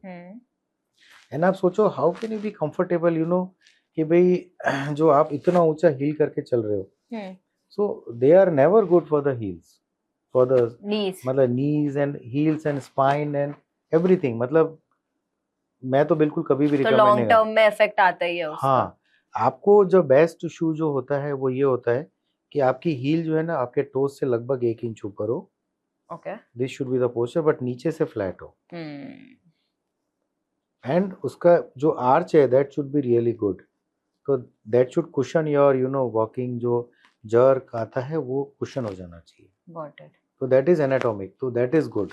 Got it, this is very तो इंपॉर्टेंट। आज जो प्लांटर फेशियाइटिस होता है या बैक ऑफ द हील के ऊपर जो पेन होता है जिसको हम बर्साइटिस बोलते हैं, तो they are all because of faulty footwear. And I've heard, मतलब I've seen also and I've felt also myself also कि heel का पेन डायरेक्ट फिर नी तक भी पहुंचता है। Obviously मैंने कहा ना, कोई एक जॉइंट एक अलग से नहीं पड़ा होता है, वो सब इंटरलिंक्ड होता है। तो इट डैमेजेस ना नी तो आल्सो, आपके मसल एक्शन चेंज हो जाता है, तो यहाँ का फोर्स इधर आता है, इधर का फोर्स उधर जाता है, तो वो अल्टीमेटली आपके पूरे अलाइनमेंट को बिगाड़ता है।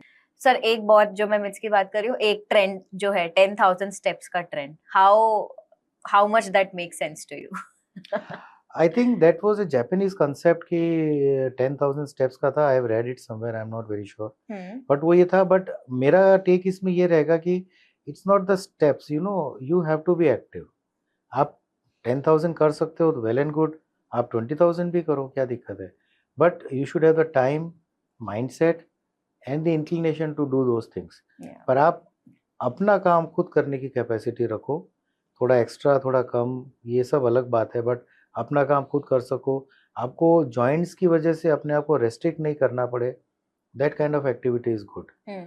And I will also like to add कि भाई अगर आप मुझसे पूछो तो वॉकिंग से थोड़ा बेटर साइकिलिंग रहेगी। साइकिलिंग आप जो बोल रहे हो वो बेस्ट है। साइकिलिंग में क्या होता है कि it is not for the your knees और जॉइंट्स, वो आपके मतलब नीज के लिए भी है, हाथ के लिए भी है, आपके कोर के लिए है, बैक के लिए है, आपके माइंड लंग्स सबके लिए रहती है वो। बट सर एक चीज जो बहुत, मैं सब वही बोल रही हूँ जो कॉमन मिथ्स हैं क्या हाँ है, बट डेफिनेटली उसी जो के लिए लोगों कर के रहे हैं। दिमाग में कि ओवर यूज ऑफ एवरीथिंग, फिर वही हो जाता है कि हाँ साइकिलिंग जो करते हैं या कुछ भी, तो ओवर यूज में फिर वो लिगामेंट टियर और ये सारी चीजें होनी चालू हो जाती हैं। Why I love cycling is because you are, unless you fall down, हाँ unless you get an accident, it is a non injurious exercise Eve, because it is number one, it is non weight bearing, आप body पे load नहीं डाल रहे हो, कहीं jump jog या thump नहीं कर रहे हो, कितनी चलानी है, कितनी स्पीड पे चलानी है, कितना डिस्टेंस चलाना है, वो आपके ऊपर है। सो वो चांसेस कि वो आपको डैमेज करेगी उसके मिनिमल है। लॉन्ग टर्म आप कर रहे हो फिर भी, या ओवर कर रहे हो मतलब तो भी। ओवर तो मीन्स आप बोलोगे कि मैं रोज के हाँ मतलब एक extreme is not thing, but generally जो रेगुलर, क्योंकि यही बोलते हैं कि रेगुलर भी करोगे तो देन इट इफेक्ट्स, तो वो जरूरी नहीं है when it comes to not at all. Regular cycling is in fact the best exercise, non injurious. मैं I would put it at the top. अगर आपका स्पाइन ठीक है, अगर आप चढ़ना उतरना आता है साइकिल से, so and if you have the capacity, तो that is the best exercise I would say. Got it. And second is जो hot and cold massages की हम बात करते हैं, तो it's always the biggest confusion कि कुछ हुआ है, दर्द हो रहा है तो गर्म करूँ या ठंडा करूँ? What works? Massage is bad. Massage is bad. Massage is bad. Why? Massage जो होता है ना वो ऐसे मतलब आप रगड़ रगड़ के करते हो, that will produce more muscle stiffness. ठीक है। What we call it is a fomentation, सेक, गरम या ठंडा। हाँ। तो उसमें क्या होता है कि गरम सेक की बहुत लिमिटेड अपने को रिक्वायरमेंट्स होती हैं। मसल सोरनेस है, आपने डीप डाउन जैसे बैक में बहुत पेन हो रहा है, तो may be a good warm fermentation will be doing good. But अगर आपको डाउट है कि गरम करूं या ठंडा, ऑलवेज डू ठंडा। ओह। तो ठंडा नुकसान नहीं करेगा, पर जहाँ ठंडा करना चाहिए वहाँ गरम करोगे इट में हार्म। सो तो कोल्ड फर्मेंटेशन मोस्टली कि जहाँ से ब्लीड हो रहा है, जहाँ से स्वेलिंग आ रही है, तो those are the places where you should do cold fermentation. जैसे नी में स्वेलिंग आ गई तो always put a cold pack on your knees, not warm. अगर आपको गर्म करके अच्छा लग रहा है तो देन उसके बाद ठंडा जरूर कीजिए। अच्छा। पर बैक में है मसल सोना, जैसे आपकी थाइज में पेन हो रहा है, तो वहाँ पे आप थोड़ा मस्कुलर एरिया में अगर करना है, if it is not a bleeding then do you can do warm. But अगर ब्लीडिंग है, स्वेलिंग आ रही है, तो always cold will be a better thing. Okay okay.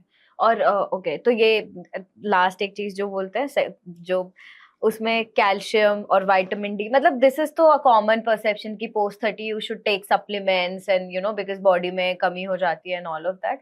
तो कैल्शियम और विटामिन डी का तो स्पेसिफिकली, जैसे आपने मेनोपॉज की बात भी करी थी, तो lot of women are suggested कि हार्मोनल इशू होता है, then you should start taking all of these medicine. What is your take on that? See, I'll strictly speak my take. I am not.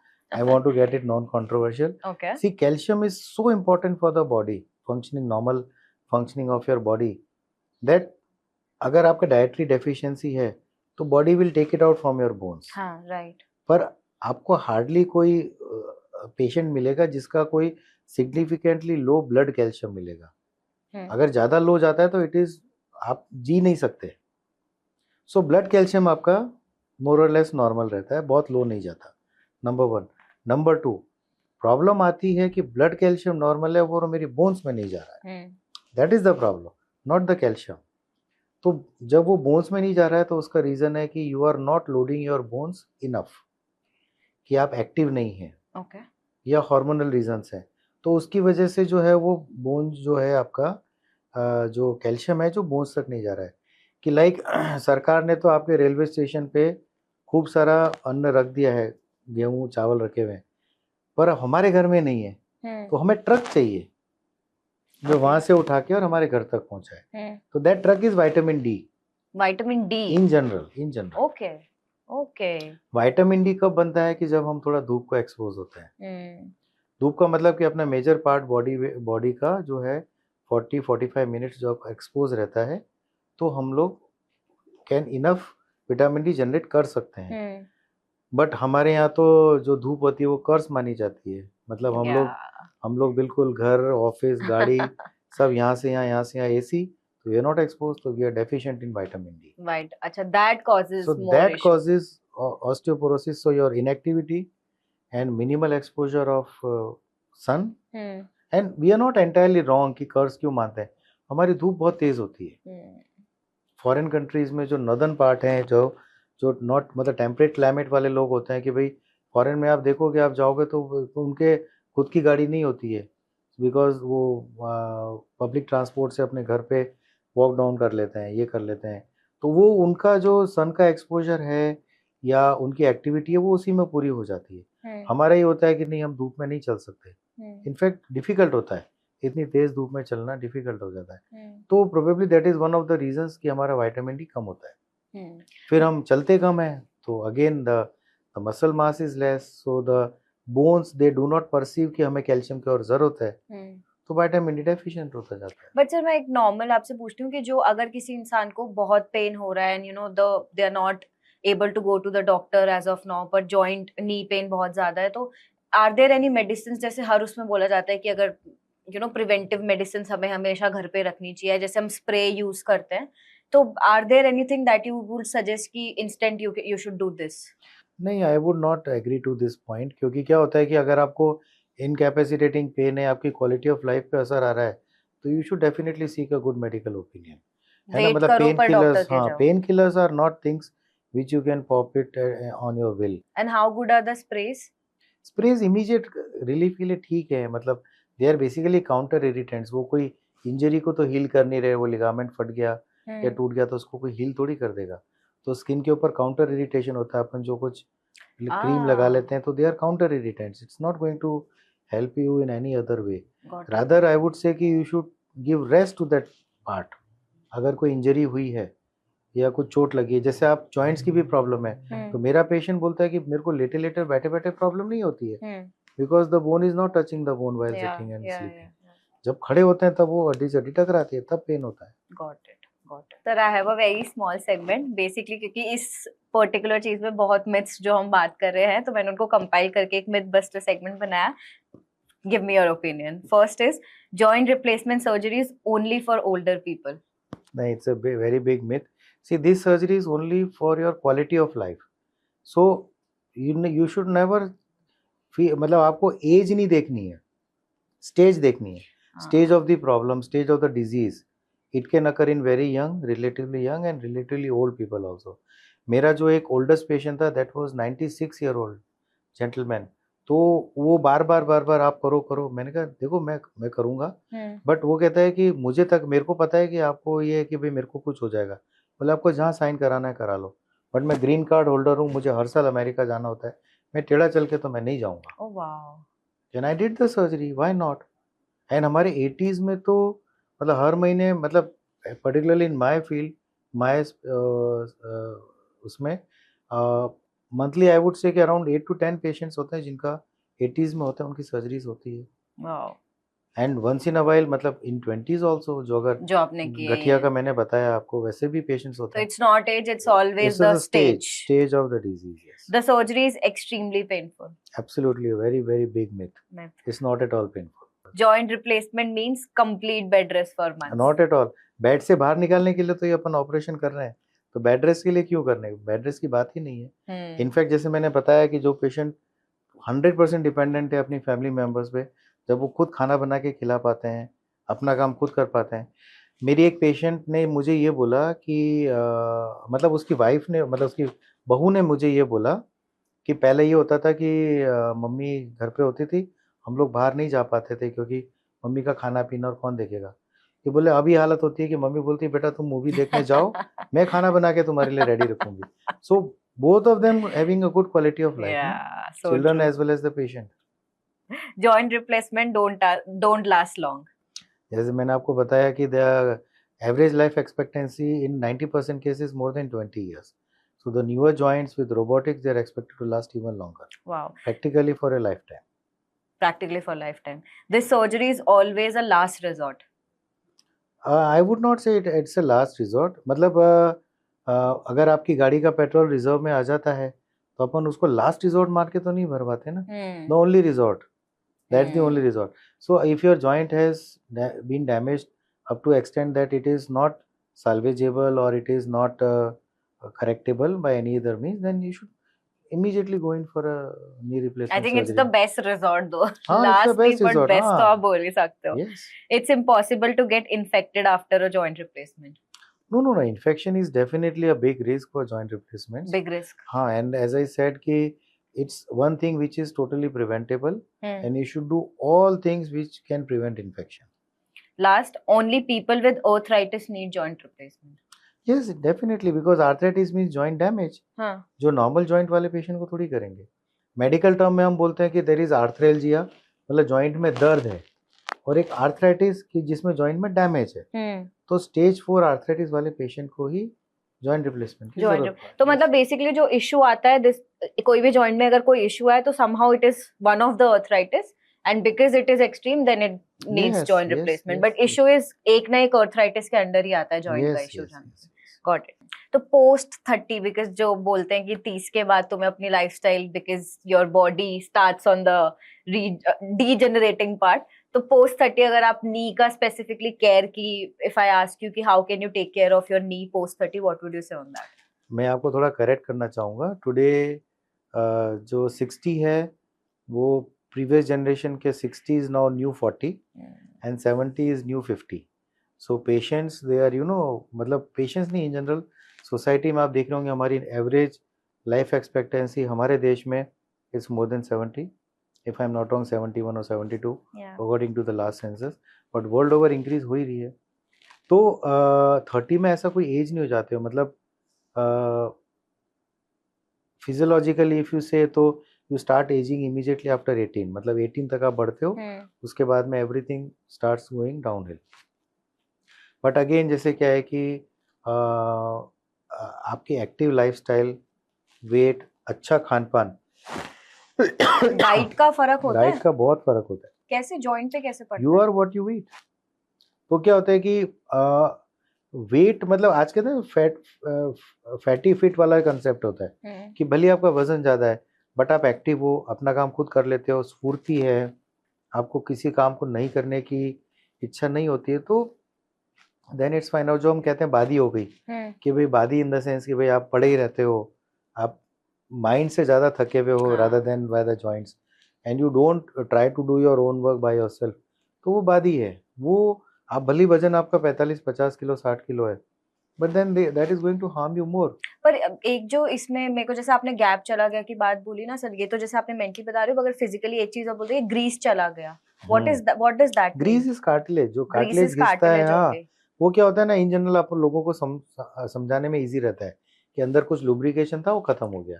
That lubrication actually is a cartilage. But the cartilage regeneration is also a thing, na? That doesn't. Hyaline cartilage, as of now, medical science, it doesn't regenerate. ना, मतलब not to that extent which we really need. अच्छा. मतलब वो क्या होता है कि this is one thing like neurons. आपने जो न्यूरल जो टिश्यू है वो है या आइज का है या जो भी है, वो one of those tissues है जो हील नहीं होते. Okay. या जो रीजनरेट नहीं होते. And what about एक very very common specifically for जैसे sports injuries की आपने बात किया, people who are more like overactive, तो ligament tear होता है, what क्या होता है उसमें, और is it like something to be treated? हाँ, ligament is something which joins a the tissue, bone bones to bone. हाँ. तो वो जब आप ligament टूट जाएगा तो bone to bone stability खत्म हो जाती है, तो वो आपके joint को डैमेज करता है. हालांकि there are things we can repair the ligament. It can be definitely repaired or reconstructed also. Surgery होती है उसकी. सर्जरी होती है, and practically you are normal. खुद से हील नहीं होता अगर रेस्ट लो तो नहीं होता है. खुद से नहीं होता, you have to do some intervention. अगर complete tear है and it is producing symptoms and medical signs, then it needs to be addressed. और tear generally क्यों होता है? For because of some pressure or for consistent misuse, overuse या कुछ injury, इन सब से होता है. Got it. And one more, अभी मेरे को like I have so many myths जो मैंने पढ़े, तो जो आ रहा है दिमाग में, I'm asking you. One is बहुत common है, I'm assuming you'll accept, कि AC में constant AC में अगर आप बैठोगे तो that will kill your joints. This is also one thing that I've heard a lot. नहीं, मैं उसको दूसरी तरीके से देखूंगा कि जिनको AC की बहुत ज्यादा आदत है, मतलब वो ओवरऑल ज्यादा कुछ करते नहीं है. right? You know, they are not being that much active. Wow. ठीक है ना? So maybe that is affecting not the AC per se, but you know, मैं एक चीज को पक्की बात बोलता हूँ कि every body is different, every human being is different. आपके लिए जो बिल्कुल नॉर्मल है तो हो सकता है मेरे लिए नहीं हो. आपने सुना ही होगा कि भाई कुछ एसीज में 0.5 डिग्री का भी वो आप अप डाउन कर सकते हो कि वाइफ को 27 चाहिए और हस्बैंड को या उल्टा 26 चाहिए तो 26.5 रख लो. तो वो उनके लिए नॉर्मल वही रहता है ना, मतलब एक किसी के लिए नॉर्मल ये है. बट ऐसा कुछ मतलब अगर हेल्थ वाइज बोलो तो ऐसा इतना नहीं होता कि बहुत ठंडा है और तो तुम्हारे इवेंचुअली जॉइंट्स पे फर्क पड़ेगा. नहीं, नॉट दैट. मतलब एक चीज जरूर है कि ह्यूमन बॉडी या ह्यूमन बीइंग्स जो हैं they are warm blooded animals. Okay. तो ठंडा ज्यादा उनके लिए अच्छा नहीं है. ठंडा खाना या जैसे अपन ठंडी चीजें जो ज्यादा लेते हैं फ्रीज का वगैरह का या जिसकी ठंडी तासीर होती है that is not really good for the joints and you no other things. तो वो अच्छा नहीं है. बट वार्म जो होती है वो चीज अच्छी रहती है in general. I am not talking about कोई पर्टिकुलर चीज के लिए. बट अगर अब आज का ह्यूमिड वेदर है आप बोलोगे कि नहीं ऐसी खराब है, आप बाहर पसीने देखो तो may be that's not a very good मतलब वो बस कंसिस्टेंसी नहीं, दिस इज जनरली कि कंसिस्टेंट बहुत ज्यादा रखते हैं. तो सेइंग कि जो अगर आप एसी में हो मतलब आप अगर एक्टिव नहीं हो then that may be bad, not per se the AC. Got it. And okay, last चीज मैं अगर आपसे पूछती हूँ सर कि एक चीज जो आप नॉर्मल, अब मैं आप नॉर्मल से पूछती हूँ कि one thing that you want to say to whosoever is watching कि डू, आपने एक्सरसाइज का तो बताया बट एनीथिंग जो आपके फर्स्ट चीज दिमाग में आती है कि this is the takeaway you want to give to the people who are watching कि do this and save your joints, what would you say on that? Really मतलब ऐसा कुछ ये नहीं है कि भाई इसको करके आप जॉइंट सेव कर लोगे. ऐसा कुछ इन जनरल नहीं है, ये मिथ ही है. But yes you can at least keep your joints healthy कि भाई आप अच्छे क्वालिटी का खाना खाओ. मैं पेशेंट्स को हमेशा बोलता हूँ कि भाई भगवान की बनाई हुई जितनी भी रंग बिरंगी चीज़ें हैं वो सब अच्छी है. क्यों बैंगन को बैंगनी बनाया, संतरे को ये ऐसा बनाया, इसको ग्रीन बनाया, इसको लाल बनाया, सब कोई रीज़न है. मतलब अलग अलग तरीके के उनके अंदर न्यूट्रिटिव थिंग्स होती हैं, न्यूट्रिशनल. वो आपको खाने से सीजनल फ्रूट खाओ, सीजनल सब्जी खाओ. तो local, seasonal and colourful. I am a fan. मतलब मैं हमेशा इंसिस्ट करता हूँ कि भाई आप अगर कहीं से आपको सर्दी में तरबूज मिल रहा है तो दैट इज नॉट गुड. सर्दी गर्मी में खाओ. गर्मी का फ्रूट है या आम है तो वो गर्मी में खाओ. सर्दी की चीजें फ्रूट्स अलग होते हैं, आप सर्दी में खाओ. जब नागपुर में संतरे उगते हैं तब संतरे खाओ. Not seasonal. हाँ, seasonal, locally grown. I am not a very big fan of things which are grown in the US और वो यहाँ आती हैं कोल्ड स्टोरेज में रख के एंड देन यू आर ईट. नहीं, आप कश्मीर का और शिमला का एप्पल खाओ. टर्की का एप्पल मत खाओ. पॉलिटिकल. नहीं मतलब कि मतलब लोकल, सीजनल एंड कलरफुल. तो भगवान ने हर चीज को अलग अलग क्यों बनाया है कि भाई ये इसका कलर ऐसा है तो कुछ ना कुछ कारण है. ग्रेन्स चेंज करते रहो. हाँ. And never go to fruit juices. Fruit juices they are the one of the worst things you are having. क्यों? हाँ, फ्रूट जूस में क्या होता है, जैसे आपने एक फल लिया, सपोज नारंगी ली, आपने उसको खाया, धीरे धीरे चबा के खाया, नो डाउट उसका रस भी गया. अब आपने जूस बनाया तो क्या किया, पल्प तो फेंक दिया. नंबर 1, फाइबर्स सारे खत्म हो गए. नाउ जो आपके पास बचा वो शुगर रिच एक कंसंट्रेट है, is nothing short of a cold drink. और आपने वो पी लिया, इतनी सारी शुगर आपके बॉडी में सडनली बढ़ गई without you know balance of the fibres. But वो नेचुरल शुगर बोलते हैं ना सर. नेचुरल है पर है तो शुगर. है. So try to eat a fruit rather than its juice.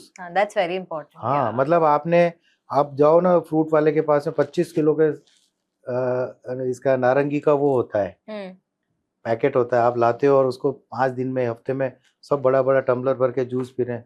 So unhealthy. आप उसको खाओ.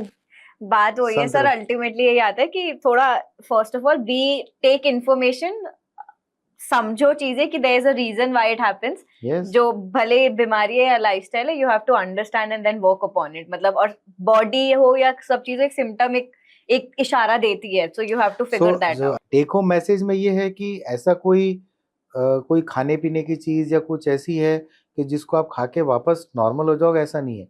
वो शायद सिर्फ संजीवनी बूटी में संभव है, तो वो अगर कहीं से मिल जाए तो खा लेनी चाहिए, पर प्रैक्टिकली नहीं है। तो इसमें ऐसी कोई चीज़ नहीं है जिसको खा के आप ठीक हो सकते हो या वापस नॉर्मल हो जाओगे।